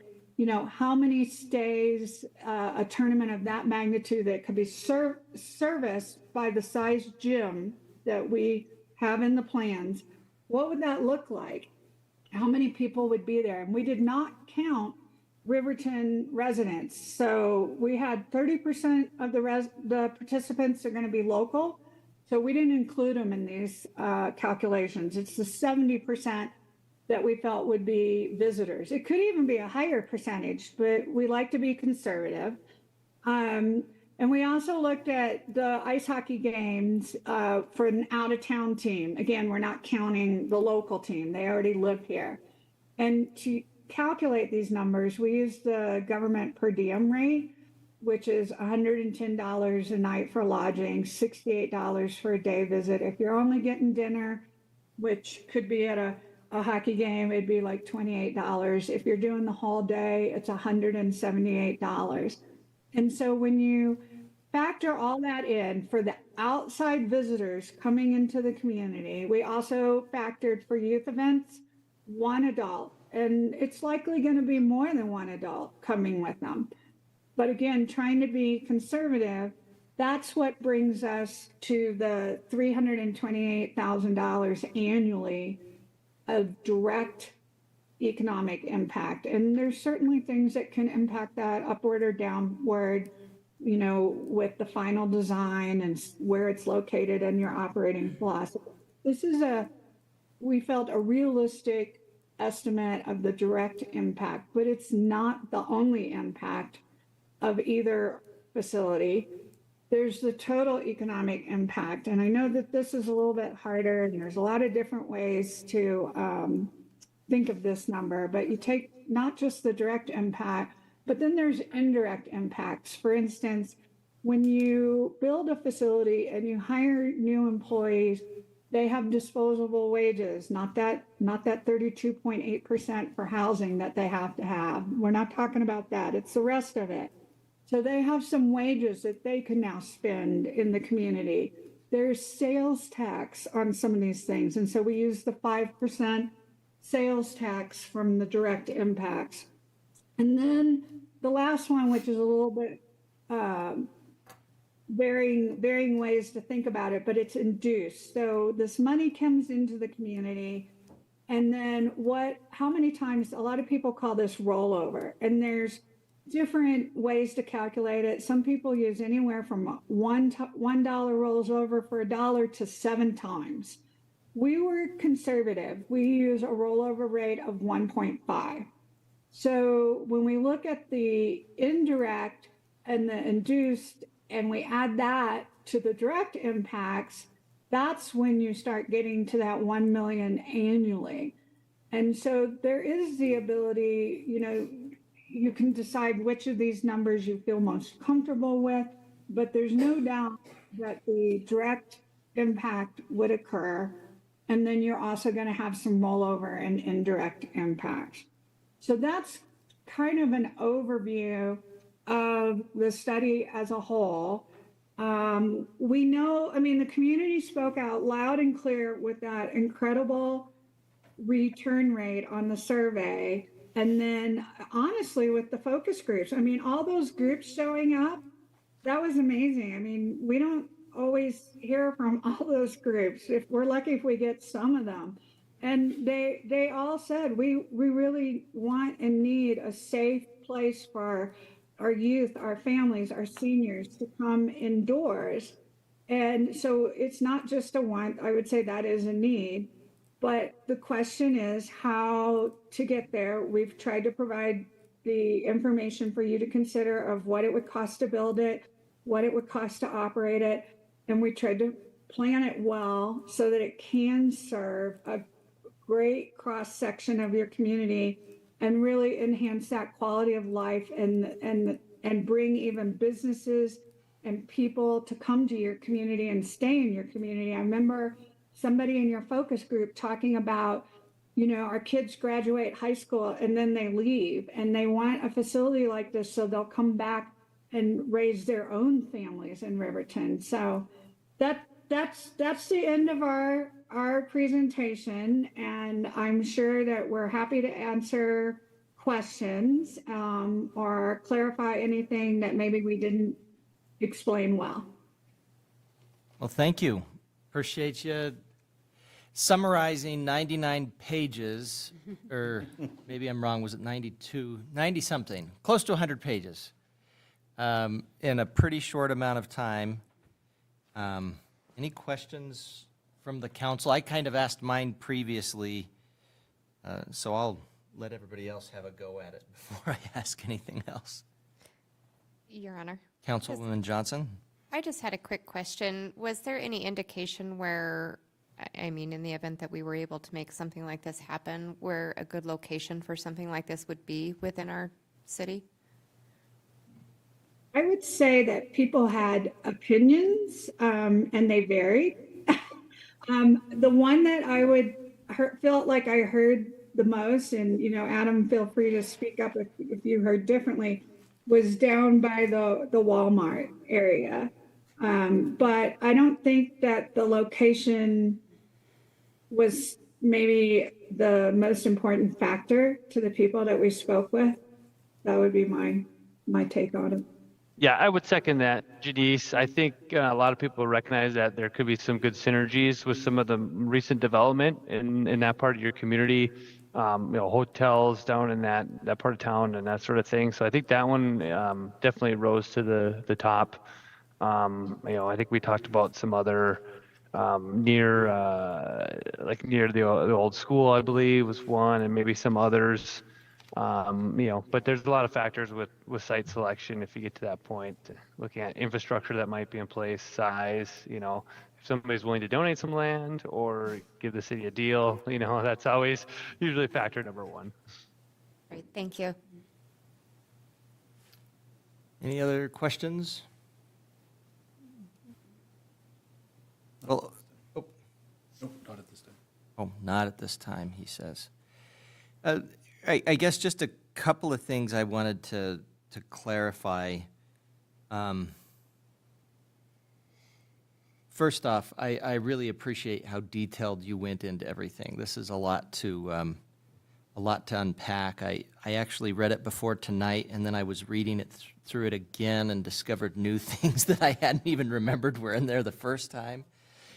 And then some of the things that you highlighted that were really helpful to see. I guess, did you, and this is maybe not a fair question, but Fremont County is unique.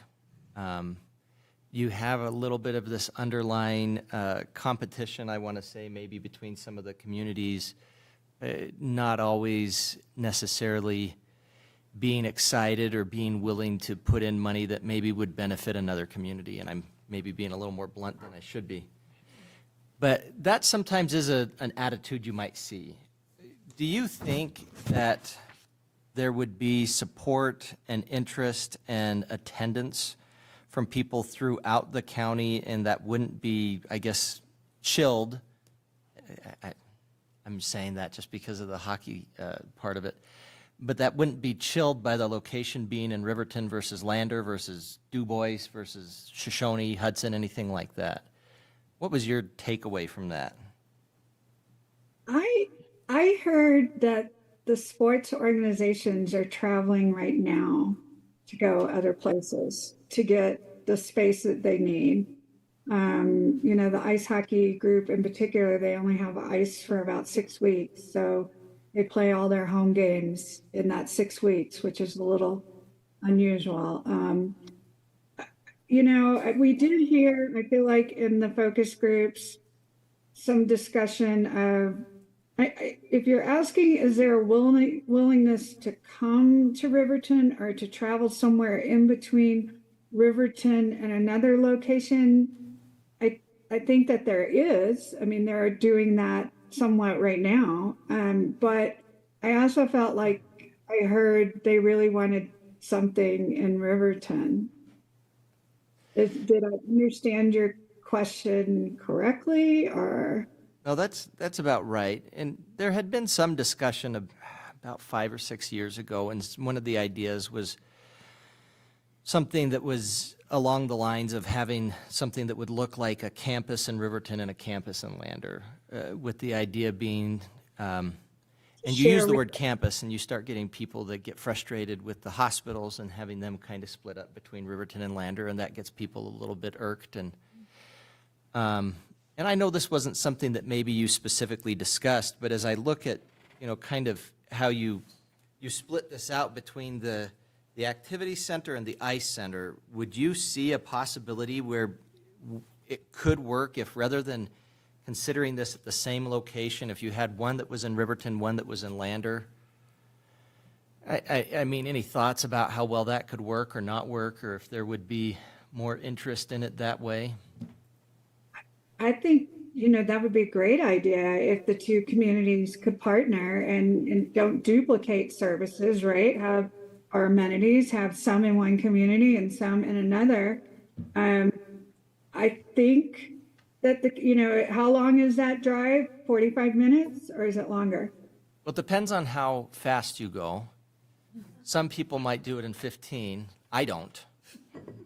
Okay, nobody really does it in 15, but anyway, it's 23 miles. I think it's a case of educating the community of how you get what you want, right? Because it's not going to be cheap for either community to operate a facility. And if you have more people that are willing to come and support, then that's going to make it more attainable for everyone. But I think there's an education factor in educating the community so that they are more willing on both sides. It's not just Riverton, it would be the Lander folks too, right? Right. I don't know if I answered your question. Oh, you did, and it was really good to meet both of you when you were here. I really enjoyed it, and I still, you know, to the extent that we're able to get this going and get it figured out, I still stand by I still want it to be named the Rendezvous Center. I'm just putting that out there. I think it's a good name. I told you that at the time. I've told Kyle that. We'd love to see that. So anyway, thank you very much. I appreciate you coming in and presenting. And if we have some questions, maybe as we get a little bit more time and the community gets a little bit of time to look at this and really digest it, maybe we'll reach out with some, so. I think just to close, as I said at the beginning, I live in a small community. The whole county is 30,000 something, and the one city that I'm right outside the city limit is actually technically 900. And then another one is 3,000. And so I know how everybody knows everyone and they want things, and it's how can we get this? And so these are the sort of projects that are very meaningful, and we do try to do our best and think of everything. And there were things we thought of and we were like, we flushed them out. That's not going to work for them. So, all we can do is really wish you the best. And you did a great job getting this grant. You've got some information, and keep working towards it. Well, I will tell you that your assistance with this has brought us closer than I think Riverton has ever been to actually being able to have something like this materialize, because it's been discussed, it's been thrown out, there's been a lot of that going on, but giving us some actual numbers to work with and some ideas and different ways it can operate is incredible. So I feel very heartened by it. Nevertheless, it's a lot more money than I'll probably make in my lifetime to just build it, let alone operate it. But it gives us a lot of hope in terms of where we can go in the future. So thank you, Janice. Well, we wish you the best. So thank you. Thank you. And Mr. Butterfield had something to add. Your Honor, I don't want to prolong the conversation, but I would like to publicly thank Janice and Adam and their respective teams. They were very professional, they were very engaged, and I believe that they brought forward the perspective that you, the governing body, need to respond to the community requests and community desires. We have members of the public that are here that participated in the community groups, and we appreciate their participation.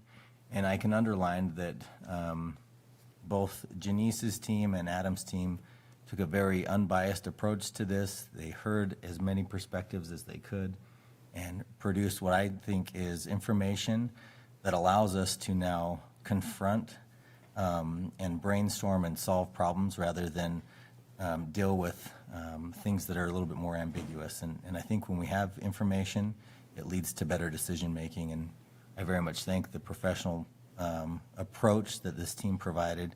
And I wanted to publicly say that because I've enjoyed the opportunity to work with both teams. You feel the same way. So. Absolutely. Absolutely. Really enjoyed it. Well, thank you, and thank you for being patient while we were trying to operate out of a bit of a blind spot for you. So you're free to stick around for the meeting as you like or sign off as you like, but thank you for attending, and thank you very much for your very well thought out, well presented report. Well, Very good. Thank you. Thanks, guys. Bye. All right, next up on the agenda, consideration of ordinance 25006, third and final reading, charter franchise agreement. Mr. Butterfield, if you could provide your report. Thank you, Your Honor. We've covered this item in the two previous meetings, so I do not feel that we need to provide significant background. This is an ordinance to basically renew the franchise agreement to a telecommunication company. It is governed by federal law. We appreciate the approach that Charter Communications took and recommend that you adopt on third reading this franchise agreement. Thank you. Ms. Harris, could you please read ordinance 25006 by title only? Yes, Your Honor. Proposed ordinance number 25-006, an ordinance granting a non-exclusive franchise to Spectrum Pacific West LLC, an indirect subsidiary of Charter Communications, Inc., and its successors, and assigns the right, permission, and authority to construct, install, maintain, and operate a cable system. I'd entertain a motion to adopt ordinance 25006 on third and final reading. So moved. Second. Councilman Larson, motion. Councilwoman Borders with the second. Any discussion or amendments? By the way, the next ordinance, I do want to make sure we remember to call it 007 and not just 006. Please conduct a roll call vote, Ms. Harris. Yes, Your Honor. Councilmember Eric Carr. Aye. Councilmember Rebecca Pearson Lewis. Aye. Councilmember Mike Bailey. Aye. Councilmember Carla Borders. Aye. Councilmember Kyle Larson. Yes. Councilmember Karen Johnson. Aye. Mayor Tim Hancock. I vote aye. And motion passes. All right, next up, fireworks permit application, Riverton Rendezvous Balloon Committee, July 19th, 2025. Ms. Harris, if you could provide the information about this item. Yes, Your Honor. Mayor and Council, included in your packet this evening is an application for a fireworks permit for the Riverton Rendezvous Balloon Committee, along with a site map and a letter of endorsement from the Riverton Fire Department Chief Jesse Cassidy. The committee plans to have a live music, balloon glow, and a fireworks show at the CWC Soccer Fields in J.C. Park this Saturday, July 19th, 2025. The day's events will begin at 6 a.m. and will end at 11 p.m., with the fireworks show beginning at 10 p.m. Chief Cassidy has indicated that the fire department will be on standby with wildland trucks and an injury company if anything should arise. I want to personally thank Max Batista and the volunteer committee members of the Rendezvous Committee for their work. Also, as a token of appreciation, Max has provided the council with stickers, pins, and a brochure in hopes of approval of the fireworks permit tonight. No bribery, of course. With that, the staff recommends approval of the fireworks permit for the Riverton Rendezvous Balloon Committee. Thank you. I'd entertain a motion to open the public hearing. So moved. Second. Motion by Councilman Bailey, a second by Councilman Carr. All in favor, say aye. Aye. Any opposed, say nay. Motion passes. I declare the public hearing open. Hearing will be conducted in accordance with state statutes and other applicable laws. I'd ask individuals wishing to address the council approach the podium. Identify yourself for the record. Is there anyone in the audience who wishes to speak? Seeing none, Your Honor, I'd move to close the public hearing. I'll second. Motion by Councilman Carr, second by Councilwoman Borders. All in favor, say aye. Aye. Any opposed, say nay. I vote aye. Motion passes. I declare the public hearing closed. I'd entertain a motion to approve the fireworks permit application for the Riverton Rendezvous Balloon Committee on July 19th, 2025. So moved. Second. Councilwoman Johnson with the motion. Councilwoman Borders with the second. Any discussion? All in favor, say aye. Aye. Any opposed, say nay. I vote aye. Motion passes. Public hearing and consideration of retail liquor license transfer ownership of Sanderi Inc., or Sanderi LLC, to Mount Everest Indian and Nepalese Bistro LLC. Ms. Harris. Thank you, Your Honor. In reference to the previous item on the agenda, I probably shouldn't have used the word bribery to the council on the diet. It was in jest. We knew that. I appreciate you clarifying that for any of our viewing public. Thank you. This is how I would note that we tend to get from the Rendezvous Balloon Committee every year the newest pin, and I appreciate it, and I love them, and Councilwoman Borders is currently wearing them. All of them? All the of last 40 years? Since I've been on council. And they're always a welcome addition, and of course, same thing with the stickers and the programs. But thank you for clarifying. Back to the item at hand. Tonight, we do have a request to approve the transfer of ownership of a retail liquor license for Mount Everest Indian and Nepalese Bistro LLC. The application was received by the city clerk's office on June 20th and proposes transferring the license from Sanderi LLC, doing business as Sundowner Station, at 1616 North Federal Boulevard, to Mount Everest Indian and Nepalese Bistro, operating at the same location. At the time the staff report was prepared, the Wyoming Liquor Division had not yet certified the application as complete. For that reason, the original recommendation was to approve the transfer contingent upon final certification. I'm pleased to report that as of this morning, the Liquor Division has confirmed the application is now certified as complete. The license is currently in a non-operational status, and the applicant plans to bring it into operation if approved. All fees have been paid and public notice requirements have been met. If the council approves, the applicant will relinquish their current liquor license and operate solely under the retail liquor license. This action would generate $175 in application fee revenue, with additional sales tax revenue anticipated but not yet determined. With that update, staff does recommend the approval of the transfer of ownership of the retail liquor license to Mount Everest Indian and Nepalese Bistro LLC to be issued in an operational status. Thank you. I'd entertain a motion to open the public hearing. So moved. Second. Motion by Councilwoman Borders, second by Councilman Carr. All in favor, say aye. Aye. Any opposed, say nay. I vote aye. Motion passes. I declare the public hearing open. Everyone here knows the drill. Hearing will be conducted in accordance with state statutes and other applicable laws. If you wish to address the council on this item, I'd ask you to identify yourself for the record as you approach the podium. Is there anyone in the audience who wishes to speak? Seeing none, Your Honor, move to close the public hearing. I'll second. A motion by Councilman Carr, second by Councilwoman Borders to close the public hearing. All in favor, say aye. Aye. Any opposed, say nay. I vote aye. Motion passes. I declare the public hearing closed. I'd entertain a motion to approve the transfer of ownership of a retail liquor license for Mount Everest Indian and Nepalese Bistro LLC from SANDERI LLC for the remainder of the April 1st, 2025 through March 31st, 2026 liquor licensing term to be issued in an operational status. So moved. Second. Motion by Councilwoman Borders, second by Councilmans Carr and Bailey. We'll say Carr this time. That works. Any discussion on that? Restaurant liquor licenses, not anywhere close to our limit on those. Yes, Your Honor. We're limited to the number of retail licenses that we can have based on population.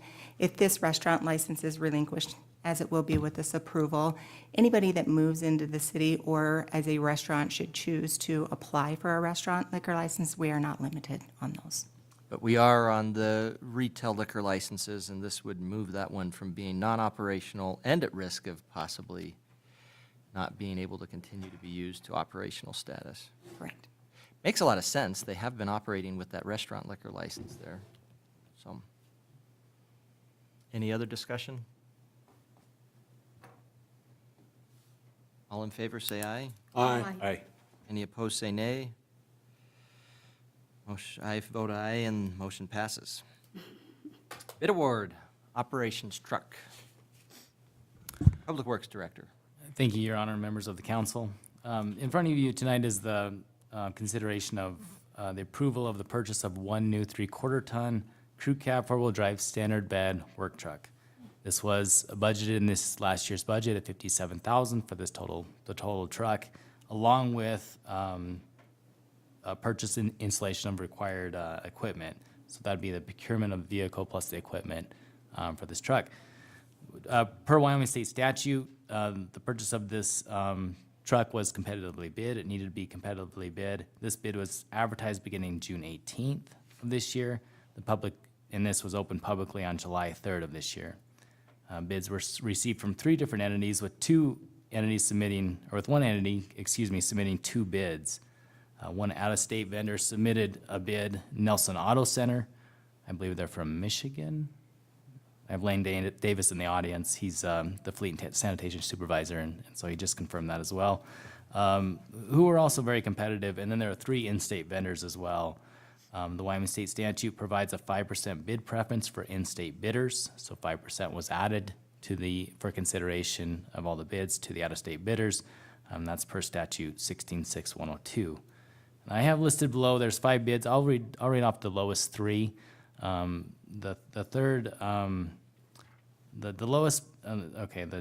top one was from Nelson Auto Center, was for a Dodge truck in the amount of $48,889.05. The next lower one was for Fremont Chevy GMC truck from the store here in town at $47,572. And then the lowest bid was from Fremont Motor Dodge and Lander for $46,522. Staff does propose that we award the bid based on the Fremont Chevy GMC truck because it met all of the bid specifications. specifically in this one for a 10-speed automatic transmission. That would be in the amount of $47,575. And this would meet all the specifications, and then also would be over $9,000 under the bid amount, or under the budget amount, excuse me. The council may consider to award for the Dodge vehicle from the Lander store. It wasn't responsive on all items, didn't have a 10-speed automatic transmission, but if council determines they can move this as immaterial and then award it to this bidder as well, or you may reject all the bids on this particular bid opening. And I'll stand for any questions for this as well. Thank you. Just to clarify, Yeah. in the request for bids, we had indicated we wanted to have 10-speed automatic transmission. The Dodge did not meet that minimum requirement. Generally speaking, when that happens, we would say it's non-responsive. We'd go forward to the one that actually meets all the bid requirements. But you're saying, at the council's discretion, we could say, well, not a big deal. We could go with the Dodge. Is that correct? Partially, Your Honor, our recommendation would be just to go with the Chevy vehicle. It met all of the requirements. We included the Dodge because of the lower price, except that we believe that meeting all of the requirements is important, and would recommend going with the GMC vehicle. Okay, just wanted to be clear. Thank you. All right, I'd entertain a motion to approve the purchase of a new, well, 3/4-ton crew cab, 4-wheel drive, standard bed work truck. So moved. Second. We want to have that clarified, that motion would include that would be with the Chevy bid for $47,575. Your Honor, yes, please, if you would specify the bidder you would like to award. So we had a motion clarifying. I move to accept the $47,575 bid for the Fremont Chevy Buick GMC Chevy. Second. Okay. Clear enough, Mr. Butterfield? Yes, Your Honor, thank you. And Mr. Toman? Yes, it is. Okay. Any other discussion? Are these new or pre-owned? Yeah, this is probably a stupid question, but I gotta ask it. Is it a new or pre-owned vehicle? Your Honor, these are new They vehicles. are new? Okay. Is it green? Are you making a joke just because of all the green trucks that Game and Fish purchased from our local store, by the way, I would note? Mm-hmm. That's money I was coming in. wondering if it was an extra that they had and we got a better deal on it. I actually asked about that when I was in the market for a car, and I said, what the heck are all these green trucks doing here? And they told me it was from Game and Fish, so. Yeah. It's a benefit to us that there's money coming into Fremont County from the state. That's great. But Oh, yeah. it's a good question because there's a lot of green trucks right now in Riverton.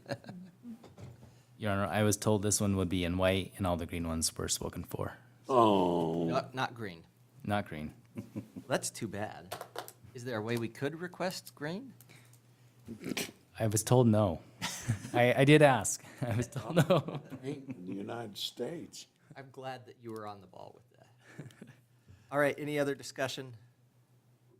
We do get a little bit punchy the later it gets. All in favor, say aye. Aye.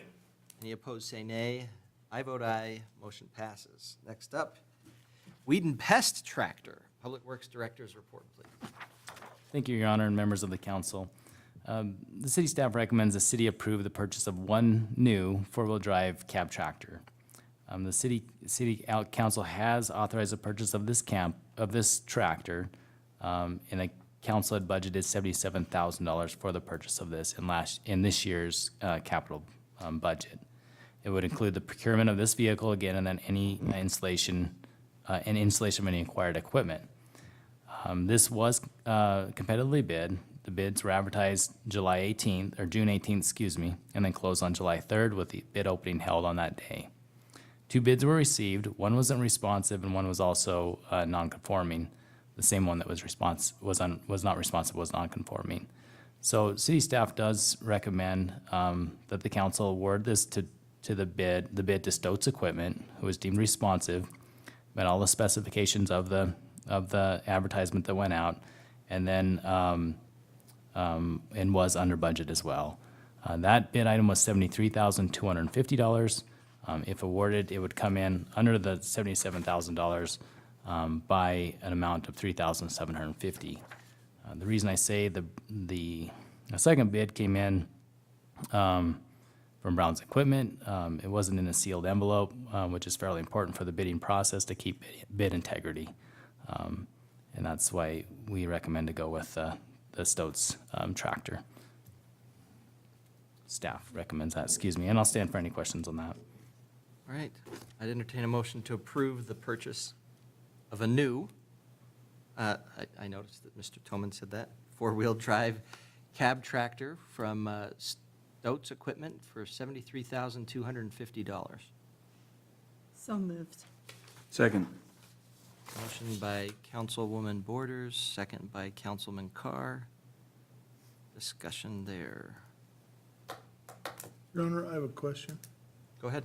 Obviously, we have transmission issues, I guess, with these bids. Are we keeping our bids with a broad enough spec that we are not focusing in on one brand only and giving other brands the ability to compete in a relatively fair way? Mr. Toman? Yeah. It's broad. Honorable, yes, your mayor, honorable mayor, excuse me, and the members of the council. There is, as well as keeping in mind the functionality of this vehicle. This is to replace a weed and pest vehicle that was previously damaged. When we look at transmission speeds, and I can have Mr. Davis speak a little bit more to this, it's very important when considering how this tractor will be used, that we have the amount of gears that are specified in the ad that goes out. With that being said, the bid that came in that was not responsive was half of the transmission gears than the one that staff has recommended that the council award. With those number of gears and a difference in that number of gears, you really run into a kind of a functionality issue. You have the power of the tractor itself, and then to maintain that power and to move forward at the speed that you need, you really need those transmission options after that. It's very important in this, more so probably than the work truck itself. So, does that help? Does that answer that question? I think so. I think we just need to keep in mind when we're designing the bid specifications that we do not get them so specific that only one brand of equipment can meet that specification. Okay. And I don't think in this case, obviously, that's quite a bit of difference. Yeah, But I think, half the gears. yeah, it's half as much. So, but for example, with the Dodge and Chevy thing, well, does Dodge make a 10-speed transmission, or does Chevy the only one that makes 10-speed transmission, for example? I think we just need to make sure we're not designing our bids so that only one person can win, or the impression that that's what we're doing. Well, and I think it's a fair point, though, because even, I know we only got 2 bids on this one, but we did get 5 on the other. That seems like that gives us a pretty broad There you go. group there. When you specify that the insignia must contain a depiction of a ram, that would be very limiting. Right. Yeah, we don't want to design it so that only Dodge could win, Exactly. Chevy couldn't, Yeah. or whatever. Just being fair. Yeah.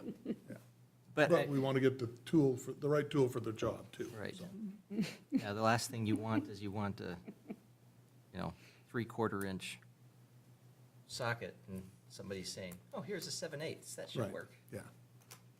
Anyway, So no, I believe not. And on the 10-speed transmission comment, Chevy and Ford do make that 10-speed transmission. Okay. So, Your Honor, Councilwoman Johnson?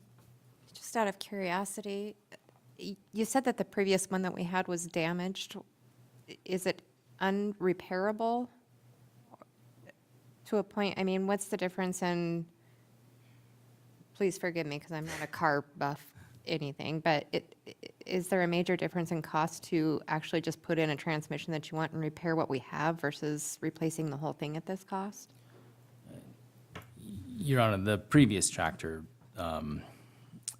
by no fault of the operator, he didn't understand how to operate the braking system of this tractor. It went down Hill Street a little too fast and encountered a tree. And there is no coming back from that. And the tractor is very poorly damaged. So, yeah, and that was a couple of years ago. That was before my time, so. Your Honor, to answer the question, no, that the tractor was totaled, and yes, that it was involved in an accident, so therefore it's not something that can be repaired. Thank you. I liked Mr. Toman's story. Did too. That was well done. Well, it's definitely transparent as to what happened to it. So that's, Well, I mean, if it's unrepairable, it's unrepairable. It has to be replaced. hopefully the tree isn't transparent at this point. Probably no longer there. Remove that obstacle. I'm there for you guys. I'm glad somebody appreciated it. All right. Any other discussion? Good questions. I really appreciate the conversation. Oh, man. And the rim shots too. Those are good. Rim shots. All right. All in favor, say aye. Aye. Any opposed, say nay. I vote aye. Motion passes. Grant writing master service agreement, Lexipol LLC. Police Chief's report, please. Thank you, Mayor and Council. Earlier this year, this council approved the funding in the capital expense budget to initiate the police technology upgrade project. This initiative aims to enhance officer safety, improve operational efficiency, and modernize our law enforcement tools and procedures. The project includes the upgrade of body-worn cameras, a replacement of law enforcement tasers, and implementation of a live streaming capabilities to our dispatch center. It also envisions the integration of new transcript technology for report writing and body-worn camera footage. Also a holster activated taser notification system for dispatch, expanded cloud-based storage through our evidence.com storage for efficient data sharing with the prosecutor's office. In addition, this project proposes the purchase of additional MDTs for patrol vehicles, live GPS tracking for patrol units and the officers, and potential deployment of a patrol response drone. Due to the scale and scope of this technology upgrade, multiple grant applications will be required. No single grant is expected to cover all the components of this project. Accordingly, staff proposes to engage Lexipol's grant assistance team to identify appropriate funding opportunities and assist with the preparation and submission of grant applications. The proposed master service agreement with Lexipol LLC and related documents are included in exhibits in this report. The cost of the grant assistance to Lexipol is $7,500 annually for 2 years. And this expense was already budgeted and approved by this council under the professional and consulting line item target ending in 361 for this year. This is a very large project to undertake. We have officers that have lateral to the department that have never worked for an agency that didn't have MDTs and some of these technologies. So we're just trying to get caught up a little bit. Staff's recommendation is to authorize the police department to enter a master service agreement with Lexipol LLC to support grant writing efforts to the police department's technology upgrade project. With that, stand for any questions. I also asked Lieutenant to be here because this is his big project he's undertaking. If you have any other questions for that? Okay. I entertain a motion to authorize Riverton Police Department to enter into a master service agreement with LEXIPOL LLC to support grant writing efforts for the police department's technology upgrade project. So moved. Second. Councilman Bailey with the motion, Councilwoman Borders with the second. Discussion? Just a quick question, and this is really semantical, like really semantical, but is it the police department that's entering into the master service agreement, or is it the city of Riverton? Your Honor. Be a department of the city. Mr. Your Honor, Fairfield? Councilman Carr, it would be the city of Riverton that enters into the agreement.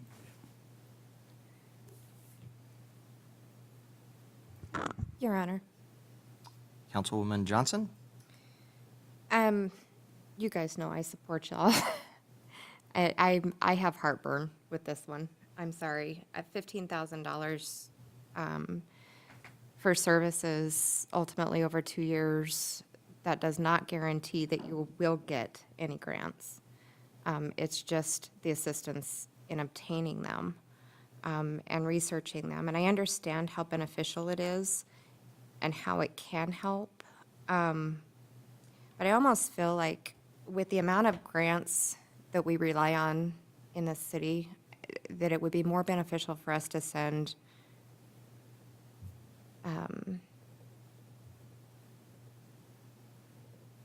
department heads or whomever to get the training to actually research and understand it so that down the road,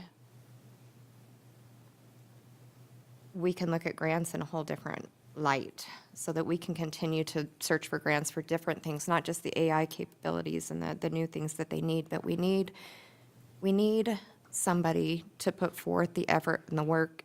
And I'm not saying that you don't. I'm just saying, I know it's hard work and I know it's time consuming, but it's more cost effective to send somebody from the department or somewhere within the city for grant writing capabilities.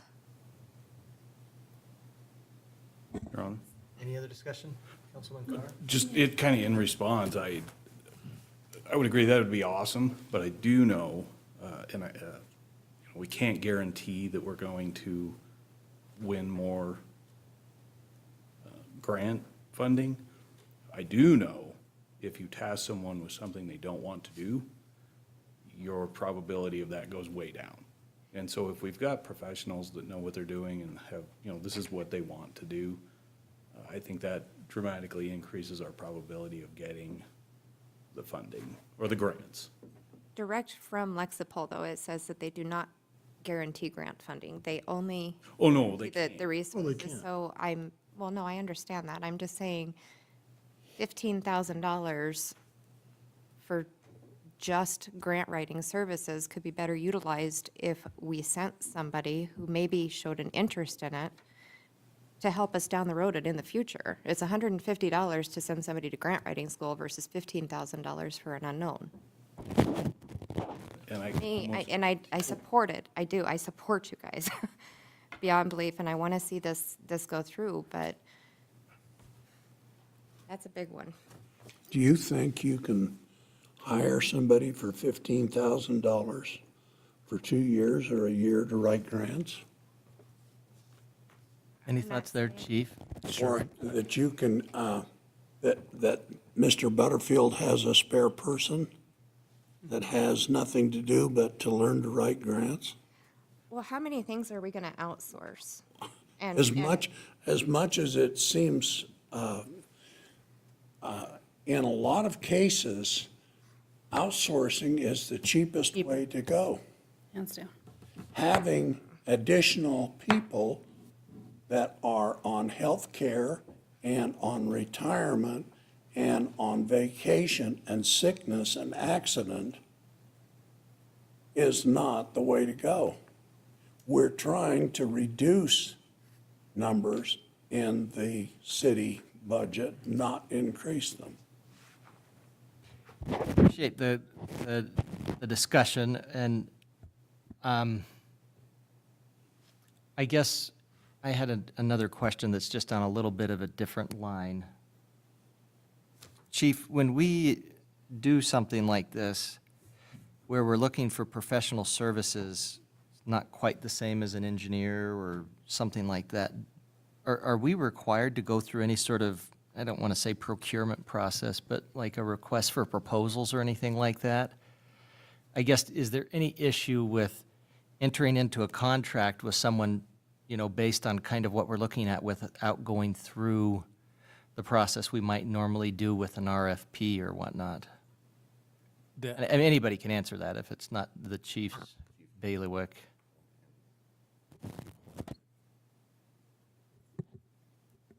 So if, Your Honor, if I may, I'll let Lieutenant speak on some experience he has, but let me just share what I have. I've been writing grants for 15, 20 years, and probably, I'm going to guess, $5 to $10 million in grants. Since moving here, I've been out of the loop for several years on federal grants. I've worked with LEXIPOL in the past, with other departments, and what they bring is the chance for somebody like myself, or a lieutenant, who's going to be doing this project, to work hand in hand to kind of get up to speed. Because we're in a crunch, we need technology today. Even if we were able to get this grant or these grants approved, we're talking a federal fiscal year. It's going to be 1 or 2 years down the road. With us using somebody like this company, we're jumping on a train already doing 50, 60 miles an hour instead of starting from day one, learning the different systems. And there's several different systems to go through in order to obtain federal grants. And this last year has been kind of a challenge with administration changes. There's now new probably goals that have changed that aren't really out there. And we can call upon this company that has already submitted other grants and see what has been successful for them and what hasn't, and learn from other people's mistakes, maybe what hasn't worked for them, and will benefit us, so we don't have to wait another year or two down the road. With that, Your Honor, if Lieutenant Butterfield? Herb can answer. Go ahead. No, thanks, Chief. I appreciate it. It's just I know Mr. Butterfield was wanting to add something. Sure, and thank you, Your Honor, and thank you, Chief Furtado, for your explanation. Specific to your question about our procurement practices, we do have a procurement policy in place that does reference professional service selection. That policy was adopted by the City Council November 17th, 2020, and it outlines the manner by which professional services are selected. In brief, the purpose of the professional services selection policy is to establish procedures and standards for the preparation, execution, and administration of contracts for professional or specialized services provided to the City of Riverton. Professional or specialized services for the purpose of the policy include, but are not limited to, engineering, architectural, and surveying services. As it relates to the process by which we use the professional selection policy, we do have a competitive negotiation process where we utilize qualification-based selection. We also have a small purchasing threshold process wherein the city may procure professional or specialized services without the qualification-based selection procurement procedure when the contract does not exceed $25,000. That's what I was looking for. I thought that it was below whatever our threshold was there as well. So you're saying in terms of what we would normally do, which is not put it out for bid, but you know, a similar process, we would say, this is what we're looking for, get proposals. We wouldn't do that in a situation generally where it's less than 25,000, and that's per our policy. And then also this probably wouldn't fit under the other professional services in terms of the policy as well, or at least traditionally probably wouldn't. Your Honor, and if I may respond, and Councilwoman, I do apologize. No, it's fine. As it relates to our professional services policy, we need to think about what we're buying as a city. Sometimes in the example of purchasing vehicles, we can specify very specifically the item that will be purchased and therefore can bid it out competitively with apples to apples specifications and have a bid schedule wherein anyone could submit a sealed bid and propose a price based off of that service. Contrast that to professional services like engineering, architectural, legal, audit, grant writing. These are all services that you can't necessarily break down into a purchased widget. What you are buying is someone's experience, knowledge, and time. And so when we put out a request for qualification, we're basically asking for a firm to respond with their qualifications. So as a city, we can pick the most qualified individual to perform a service that's hard to put into a bid schedule like a truck or a concrete project. Oftentimes when we talk about qualification-based selection, the analogy I like to use is you can always pick the cheapest doctor, but it might not be in your best interest to pick the cheapest doctor. So it's not always price-driven when you're seeking professional services. So I appreciate the opportunity to explain the difference between those two purchasing practices that we have in the city. I also like to note that with the threshold of $25,000, we also denote that we prefer that staff go after quotes and do their best effort to find other options that are available. Sometimes those options exist, sometimes they do not, but we do try to ensure that we diversify the different firms that we're looking at. So I appreciate that opportunity to at least talk about our policy and that selection process. All right, good deal. Any other?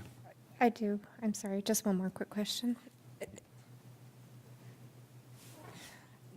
Correct me if I'm wrong, but I'm assuming that you chose LEXIPOL just because they're law enforcement centered, and that's what they typically deal with. But, I mean, have we talked to them at all to see if they've been able to secure grants for similar AI-type technology that we're looking at?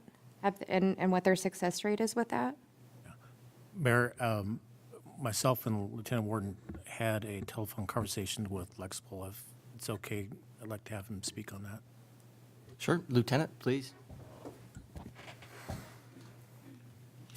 Your Honor, Counsel, I hope I can address some of the issues here. So, yes, typical grant writing, if you hire a grant writing company, and understand that these grant writing companies are generally general grants. They work with municipalities, they work with educational facilities. LEXIPOL is specific to law enforcement. That's what they do.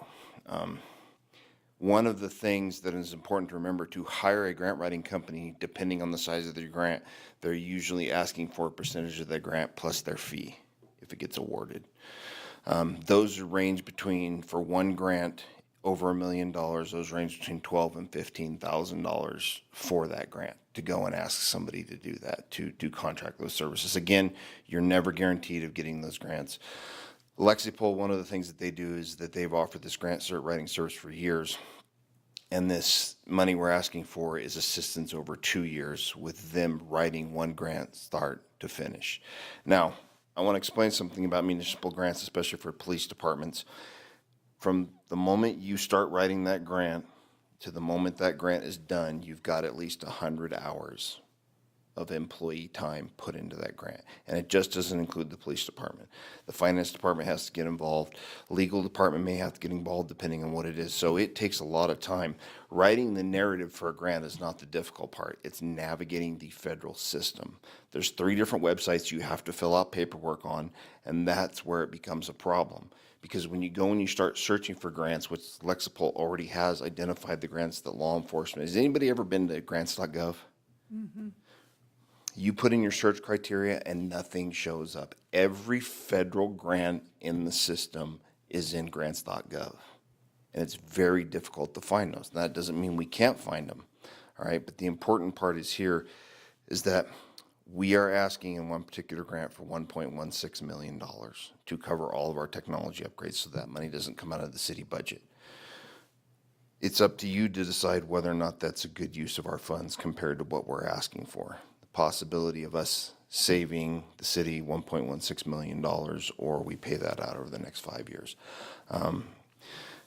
Councilwoman Johnson, I love you to death with the support and stuff that you guys show us. And this is not for us to decide, it's for you guys to decide. But I would encourage you all to go spend a little time on grants.gov and actually look at those things. Now, the state pass-through grants, some of the other stuff that we're asking for, I don't need LEXIPOL's help for that. The state makes it real easy. But just to give you an idea of hiring grant writers, which I would love to have us have one here, CWC hires 3 full-time grant writers. They have 3. And I don't think their budget is as big as ours. I don't know that for sure, but just to give you an idea of the power grant writers have compared to those of us that are doing it down here as an ancillary job to our position. So I'll stand for any questions if you have them. Thanks, Lieutenant. Your Honor, another thing I want to just highlight, and this isn't they're doing everything and we don't learn from it. The benefit of our new model is everyone of staff is going to be participating and learning how to do all these different types of federal grants. So we do get to the point where, thanks, you've basically have been our tutor. Thank you very much. We got it from here.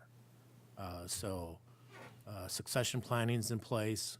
So the sergeants years from now will be able to take over and understand the maze of trying to navigate through federal grants. And unfortunately, they have the big money, and we have to use their system.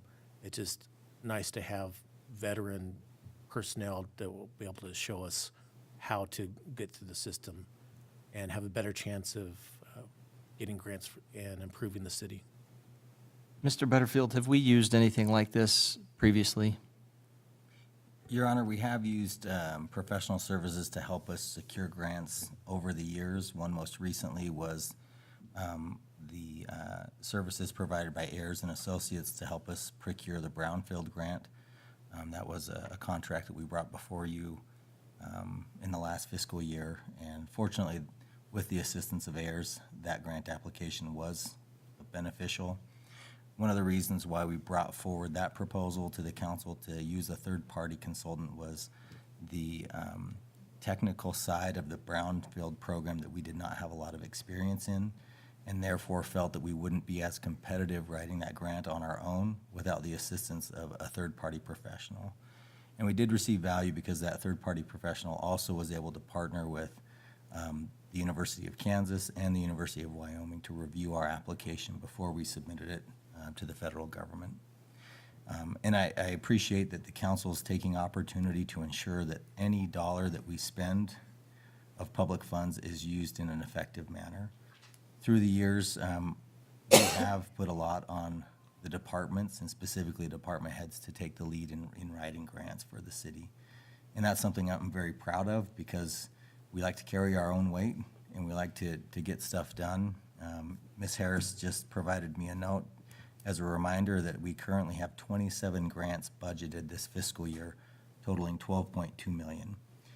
So again, I really am not the type of person to toot our own horn, but we know how to write grants, and we do a pretty good job of it. But I do see in specific instances where a professional third-party outsourced service can be beneficial.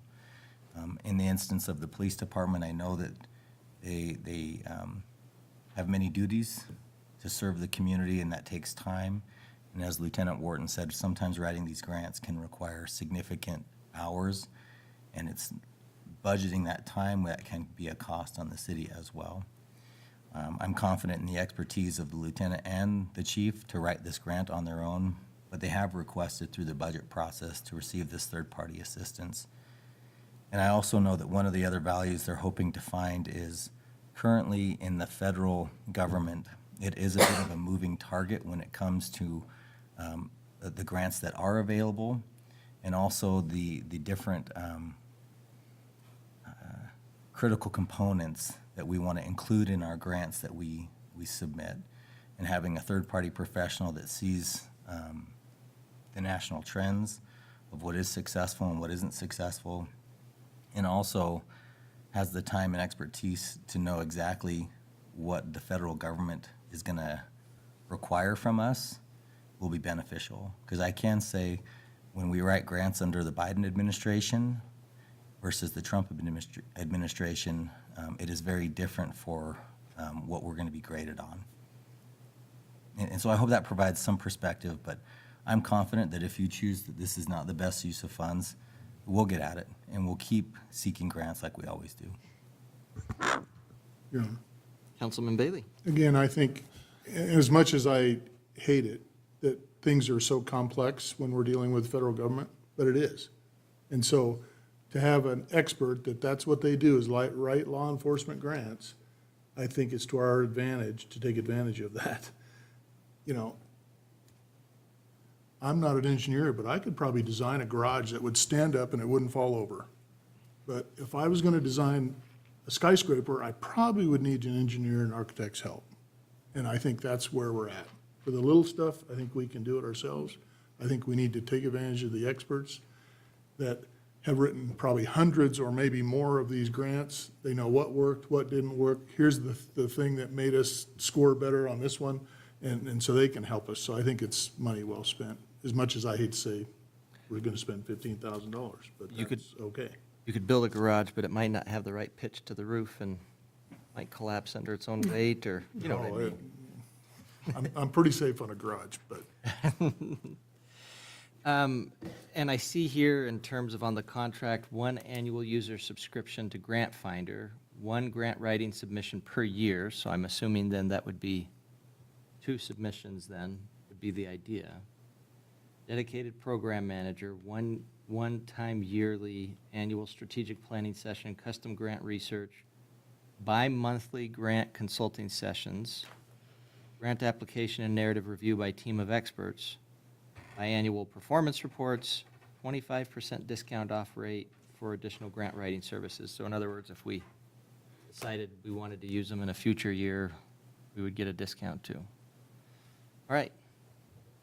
Thanks for all the information. A lot of good discussion. Are we ready to vote? Anything else? All right. All those in favor of authorizing the, to be clear, City of Riverton to enter into a master service agreement with LEXIPOL LLC to support grant writing efforts for the police department's technology upgrade project, say aye. Aye. All opposed, say nay. I vote aye. Motion passes. Thank you, Mayor and Council. Thank you very much, Chief and Lieutenant, for educating us some on this. All right, audit engagement agreement, Klinger-Hagerman.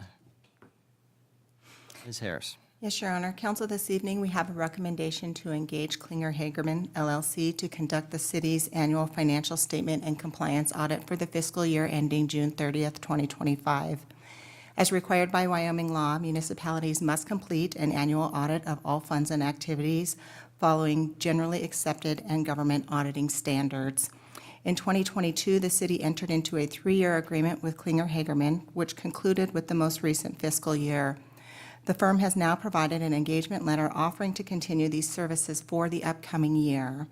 The proposed fee is $69,100, which is within the current budget allocation of $69,875. Klinger-Hagerman has consistently demonstrated the expertise and capacity to perform these audits, including experience with single audit compliance and airport passenger facility charge compliance. Additionally, engaging the firm at this time will help ensure that we meet all statutory deadlines for submission of the completed report to the Wyoming Department of Audit. Staff recommends approval of this engagement for the fiscal year ending June 30th, 2025, and I'll be glad to answer any questions you may have. All right. And if you could, oh no, I'm looking ahead. I'd entertain a motion to approve Klinger-Hagerman LLC to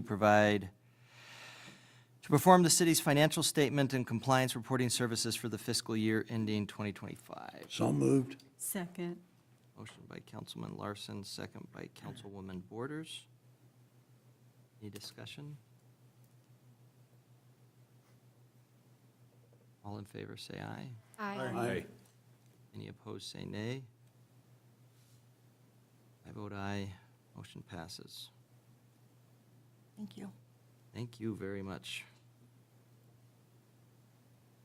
Okay. Resolution 1530, Riverton Youth Council membership changes. Mr. Butterfield. Thank you, Your Honor. The resolution before you is very similar to a previous resolution that you adopted. It supports the youth council that was recently created and that the council is currently working towards. However, the change that's before you relates to the number of membership that was previously limited in the resolution from 5 to 9 members. Some of the council have expressed interest in removing that restriction, providing a minimum but not a maximum. And you would then have opportunity year over year to decide, based on the applications you receive, how many youth to appoint to this youth council. So before you is that slight change, and then by adopting this proposed resolution, you will be repealing the previously adopted resolution 1523. But it's very similar. The only difference is the number of members that would be on the youth council. Thank you, Your Honor. Thank you. Administrative Services Director, could you please read Resolution 1530 by title only? Yes. Resolution number 1530, a resolution of the governing body of the City of Riverton supporting the formation of the Riverton Youth Council for the City of Riverton and repealing Resolution number 1523. Entertain a motion to adopt Resolution 1530, amending the membership limits of the Riverton Youth Council. So moved. Second. Motion by Councilwoman Borders, second by Councilwoman Pearson Lewis. I think that's the first time I've written your name down today, have I? Yeah, I don't do it very often. I got it in there. Any other discussion? Your Honor. Of course. I feel like we keep moving the goalposts. Sitting on youth council or sitting up here is an honor, and it's an earned honor. And I think if we continue to move the goalposts and just let anybody who wants to join, it doesn't make it as special as it should be. I don't want to deter kids from applying, and I don't want to deter them from wanting to be a part of it, but I think that the best solution, specifically with the number of applicants that we have this year, is to make one an alternate, rather than moving our numbers and changing our resolution. I think additional applicants could become alternates to the council. They can still attend the meetings, they can still go, it's not saying they can't, but I think that some of them may not know what they're signing up for, and they may not make it through the whole process, and that would be a good replacement option. Your Honor, may I speak? Yes, Councilwoman Pearson Lewis. Let me be very clear when I say this. As a teacher and as somebody that teaches the future leaders of America, I can be very clear when I say that if they applied to do the job, hands down, they will do the job. Period. I believe that not even the ones, I believe sincerely that if you're applying for this position, that even on your application, if it says you have done something wrong or whatever, I believe those are the kids we take. I believe if you're applying for the job, we take the future generation. Okay? I've looked at the research. The research says bring them to the table. Okay? I've looked at the research, and the research says we include these kids. You want us to say to the City of Riverton, we had 10 applicants, and we told one of them, I'm sorry, no. Okay? You want us to say to our constituents in the City of Riverton that we had 10 applicants, and we said, and 10 very good applicants, and we said, nope. We know all 10 of you will clean up the city. We know all 10 of you will work your butts off.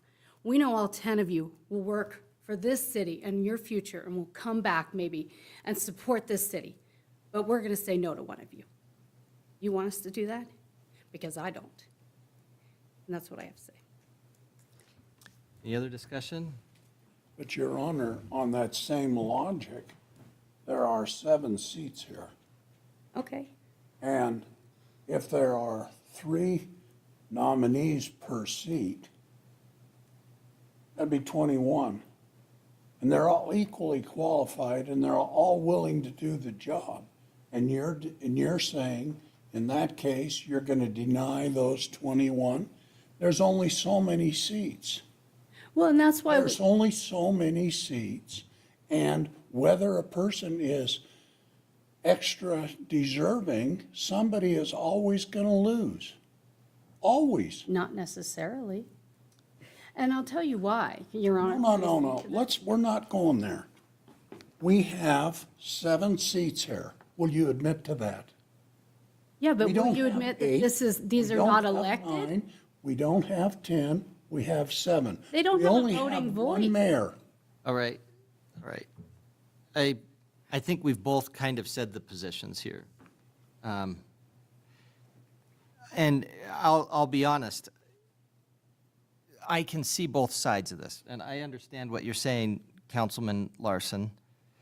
I guess, to me, it depends on what we're talking about with what the youth council is. Are we talking about that we want people to be putting in work towards improving the city, or are we talking about a quasi-legislative body?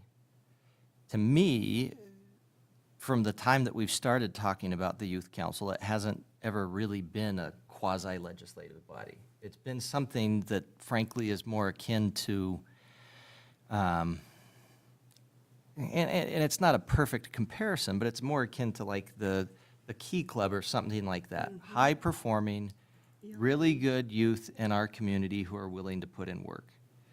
When we had started talking about this, for example, we tend to try to work with odd numbers because then you're decreasing the likelihood of a tie. So you'll have a body that will usually have odd numbers for it. If we had a situation where we were going to our youth council and saying, we want you to vote on this and decide this, I could see more so that. I think the high school, if they want to recognize this, for example, as like an activity that will allow them to meet at the high school and be associated with the high school, they get kind of jealous about where they meet too. They want them to meet at the high school specifically. So in terms of talking about the seats or that kinds of thing, I agree with you. But at the same time, it depends on what we want this to be. The resolution had already said we want it to be improving youth civic engagement, community involvement, understanding of local government. We want them to advise the mayor and council on matters related to youth, promoting civic engagement, and serving as a communication conduit between youth. I mean, in terms of that, I would almost say we'd want to take anybody. But I also, though, agree with what Councilwoman Johnson's saying, which is I think we want to have the idea of this being something that is limited, that we want to have more control over who it is. If we just said we want anybody to be on it, that might make it so that we would have people that would want to join it who don't attend the meetings, for example. I'm in support of the resolution as it stands, but that's just my opinion, and that's based on kind of the way that I see what the council would be. Your Honor, I'm sitting here listening to the debate, and I agree with everybody. And my idea is, why not have everyone that wants to join, like FBLA or whatever club you have. And then if that group of students wants to, they could elect officers like student council does, or any other group, FFA does. That would be up to the kids, because the kids need to have the responsibility, because they're learning and they need to learn how to manage themselves. So if it's an elected body of the students, they can make that decision. And that's actually a really good point, and one of the things that I was talking about with this group is this is really the framers. These are the ones that are going to decide what it looks like. And honestly, they could say, well, you know, the initial resolution said it could be no less than 5. We want, in our bylaws, to say we want to have it be this number. And I mean, we did kind of leave that open even when we were discussing initially. So that's, I don't need to, we've debated a lot on a lot of different items, and this is not probably one that we need to debate a lot on. If the council wants to do something different, I have no issue with that. But Your Honor, and I may be misunderstood. I'm not saying they're not going to put the work in. I'm not saying that they're not valued. I'm saying it's an honor to be selected, to be a part of the city of Riverton, number one. Number two, most of these kids are speech and debate kids to begin with. From what I counted, many of them were. That's besides the point. Number three, there are unforeseen circumstances that occur that may prevent one of the students from being able to attend or fully be a part of the group or whatever it is they're working on. And so having alternates available, it's not excluding anybody. It's just saying we have extra people available. They can all attend the meetings. They can have 50 people at the meetings if they want and be all inclusive. But I think you're taking away from the hard work of the people or the kids, students, whatever you want to say. I think you're taking away from the hard work that they have put forward to try to be a part of city council or be part of youth council. If we're just going to open the door for every kid to apply, then why do we need a resolution saying how many or not so many or whatever? Just develop it and go with it. Well, It's the many clubs that the high school already has. They're out there doing good things. Right. This is an honor to be a part of city council. It shouldn't just be handed out to anybody. all right. Anything that we haven't discussed thus far? All right. Let's see. Oh, we had the resolution. All right. All those in favor of adopting Resolution 1530, amending the membership limits, removing, I guess I should say, the membership limits of the Riverton Youth Council, say aye. Aye. Any opposed, say nay. Nay. I vote aye. Motion passes. All right. Youth Council membership selection. City Administrator's report, please. Thank you, Your Honor. Previously distributed to you were the applications received from youth members in the Riverton community that interested in serving on the Youth Council. You now have opportunity to appoint the members as you see fit, a minimum of 5, and you can establish how many you would like of the applications that you have received. All right. So the way we have this worded right now, and again, this could change, as I said, kind of with the bylaws. We're basically giving the framework, and we're allowing the youth to build it out from there. But in speaking with Councilwoman Pearson-Lewis, my recommendation was to appoint each of those who had applied, all 10 of them. I actually went through and looked at every single application and discussed them individually because I didn't want to, if we're going to do all of them, I didn't want it to just be, oh, we're going to appoint everybody. I think each of them have a lot that they could offer. They're each involved in a lot of different organizations. I agree, a lot of them are speech and debate kids. But a lot of them have been involved in a lot of other organizations, such as Key Club and other groups like that, too. So good perspective there. The only thing I wish we did have is a few that are older. I think our oldest is 16. We have a couple juniors, that's what we have, yeah. Yep. And so for the most part, it has had more interest from the younger ones. I do think, I would hope in the future, as we figure out what this will look like going forward, that we would get some kind of balance. I think looking at it previously, we were talking about trying to have kind of terms or that kind of thing. But I think in terms of how I envision this, that these are the ones who are going to go forward and build that and figure that out, what that's going to look like. Do we want to have terms? Do we want to have age limits and different ways to delineate this. Do we want to have it be something where there's going to be an odd number so that we don't have that issue? All of that, I think, would make sense to have them be in charge of. So that's part of the recommendation, to appoint each of those who had applied that were provided to you as our membership.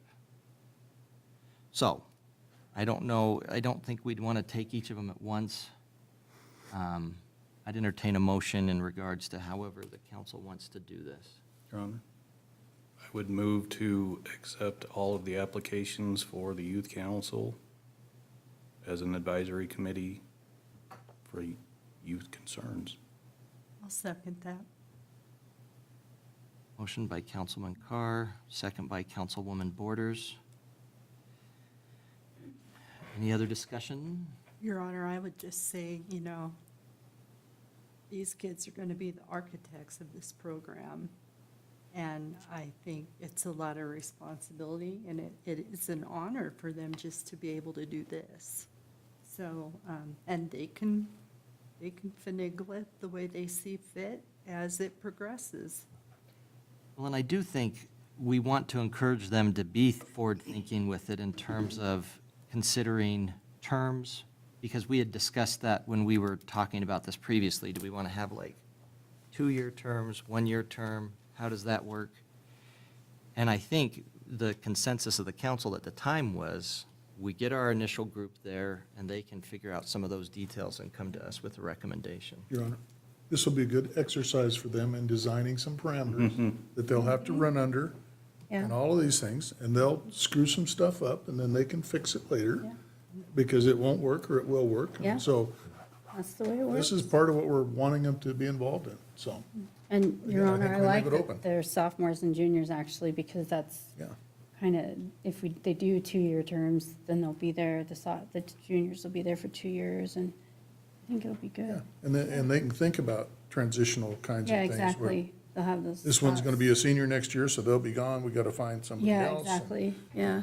All that kind of All stuff, those so I thoughts on there, think it's all good. yeah. It's a group I'd want to keep an eye on going forward, just to see what they end up doing. Like, does this kind of involvement encourage more or fewer of them to stick around in Riverton? I just think it'd be fun to be able to have them be able to say, hey, I was one of the framers of that. Yeah, that's good, yeah. That's Kids. it's a fun word to use. I like it. Founders, framers, Mhm. founding fathers, mothers. Yeah. Any other discussion? Okay. All in favor, say aye. Aye. Any opposed, say nay. I vote aye. Motion passes. Okay, open container permit application, Hilltop Liquors, Friday Night Cruise, South Third Street East. Your Honor, today at the city clerk's office received an application from Hilltop Liquor requesting approval for an open container permit for the Friday Night Cruise event scheduled July 18th, 2025, from 4 p.m. to 11 p.m.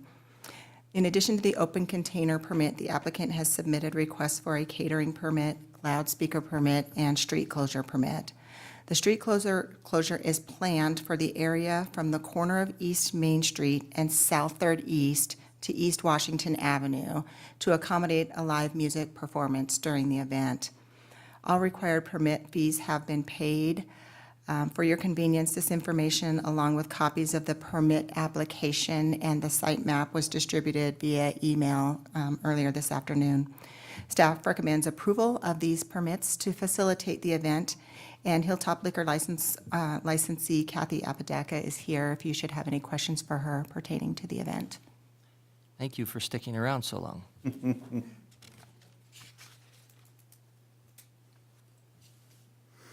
Don't have a resolution, don't have anything like that. I would entertain a motion to approve the open container permit application for Hilltop Liquors for the Friday Night Cruise at South Third Street East. So moved. Second. Motion by Councilman Bailey Borders. Bailey Borders. And second by Councilwoman Borders Bailey. Bailey and Borders there. Any other discussion? We have had no feedback that was negative towards any of the other applications. This one came in late. Yeah. Somehow this always happens every year. Somebody comes in late. It's happened. Yeah, we'll blame you this time, Mr. Fonseca. Your Honor, I just have a question, clarification. So they're asking for an open container permit. Does that give them the ability to serve off-site? Or does it have to be on their property? So I'm curious about the, Yeah. doing it on Third Street, not up where they are. So that's really more of a catering permit, right? So, Your Honor, if I may, yes, the catering permit allows them to serve the liquor off-site. The open container permit allows for them to serve the liquor in a public area, on public property. So they are required to submit both. okay. Your Honor, so will this be sectioned off? Is that how they're, okay. Your Honor, yes, she's provided a site map of the area that she plans to section off where the alcohol will be served and consumed.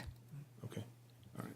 Your Honor, and I think it's important to denote that while the open container permit allows the consumption of alcohol on public property, it does not allow carte blanche consumption on all public properties.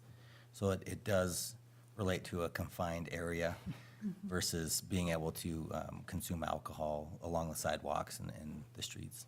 In other words, if you're going to have an open container of alcohol, you have to stay within that confined area. Correct. As opposed to Landers 4th of July where you just go wherever you want. Correct. But then there'll only be one permit, you know. Any other discussion? I think we're at 10 o'clock. Your Honor, Yes, ma'am. I'm just going to say it real quick. Is it just not a thing that we can have a good time without alcohol anymore? And the city of Riverton has such an alcohol problem, and we continue to just grant stuff that compounds the issue. And I mean, I know it's a good time. I know it's Friday night. I know we've got all this stuff going on, but man, Yeah, we get a lot of. when do we stop? We get a lot of open container applications, and usually it's just something that we do even without any debate, right? It's just something that we put on the consent agenda. The other ones were, right? It's a good point. Suppose. I mean, this one, and no disrespect, it came in late. Again, we're moving the goalpost, and here's more alcohol for these guys to deal with on an already busy night. Sorry. I appreciate it. Your Honor, if I could just add something to that. These people asking for permits, that's not where the problem is. I agree with Well, you that's on not that. where the problem I is. would agree that, yeah, the people that are hanging around a concert, having a few beers are not the problem we have in the city of Riverton. And as long as they behave themselves and stay in the area they're supposed to and don't cause any trouble, won't be a problem. Again, the liquor establishment's the one that's gonna suffer if somebody does, because then that's a mark against their liquor license renewal. And Well, and if I remember correctly, they slap a bracelet on you too when you're in that area, so. Usually They they check do. your ID, they do all that stuff. I know in the application here, Jess Corbett's going to be performing, notifying businesses on that street, usually.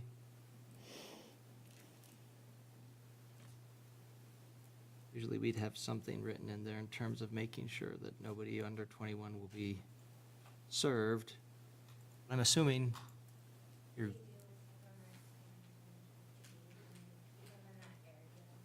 Perfect. Okay. Your Honor, and as much as I love to make fun of Lander and their open container thing, realistically, for the amount of people in Lander on 4th of July where they have their open container permit, they really do not have a huge amount of problems. So again, I think people can behave as long as that's the expectation that's set forward, so. Your Honor, the numbers that attend there are not on anybody's frequent flyer list. There you go, there you go. And I don't mean that facetiously, we previously had a frequent flyer list that we got voted down, and the ALC came forth and was nasty with us. But we do have a problem, but not with these people.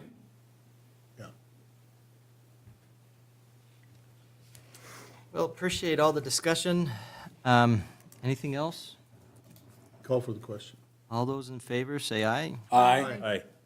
Any of those opposed, say nay. Nay. I vote aye. Motion passes.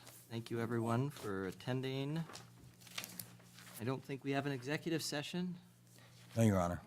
Thank goodness. Hallelujah, as was said I was almost disappointed. by Denise. I'd entertain a motion to adjourn. So moved. Second. Motion by Councilman Larson, second by Councilwoman Borders. All in favor, say aye. Aye. Any opposed, say nay.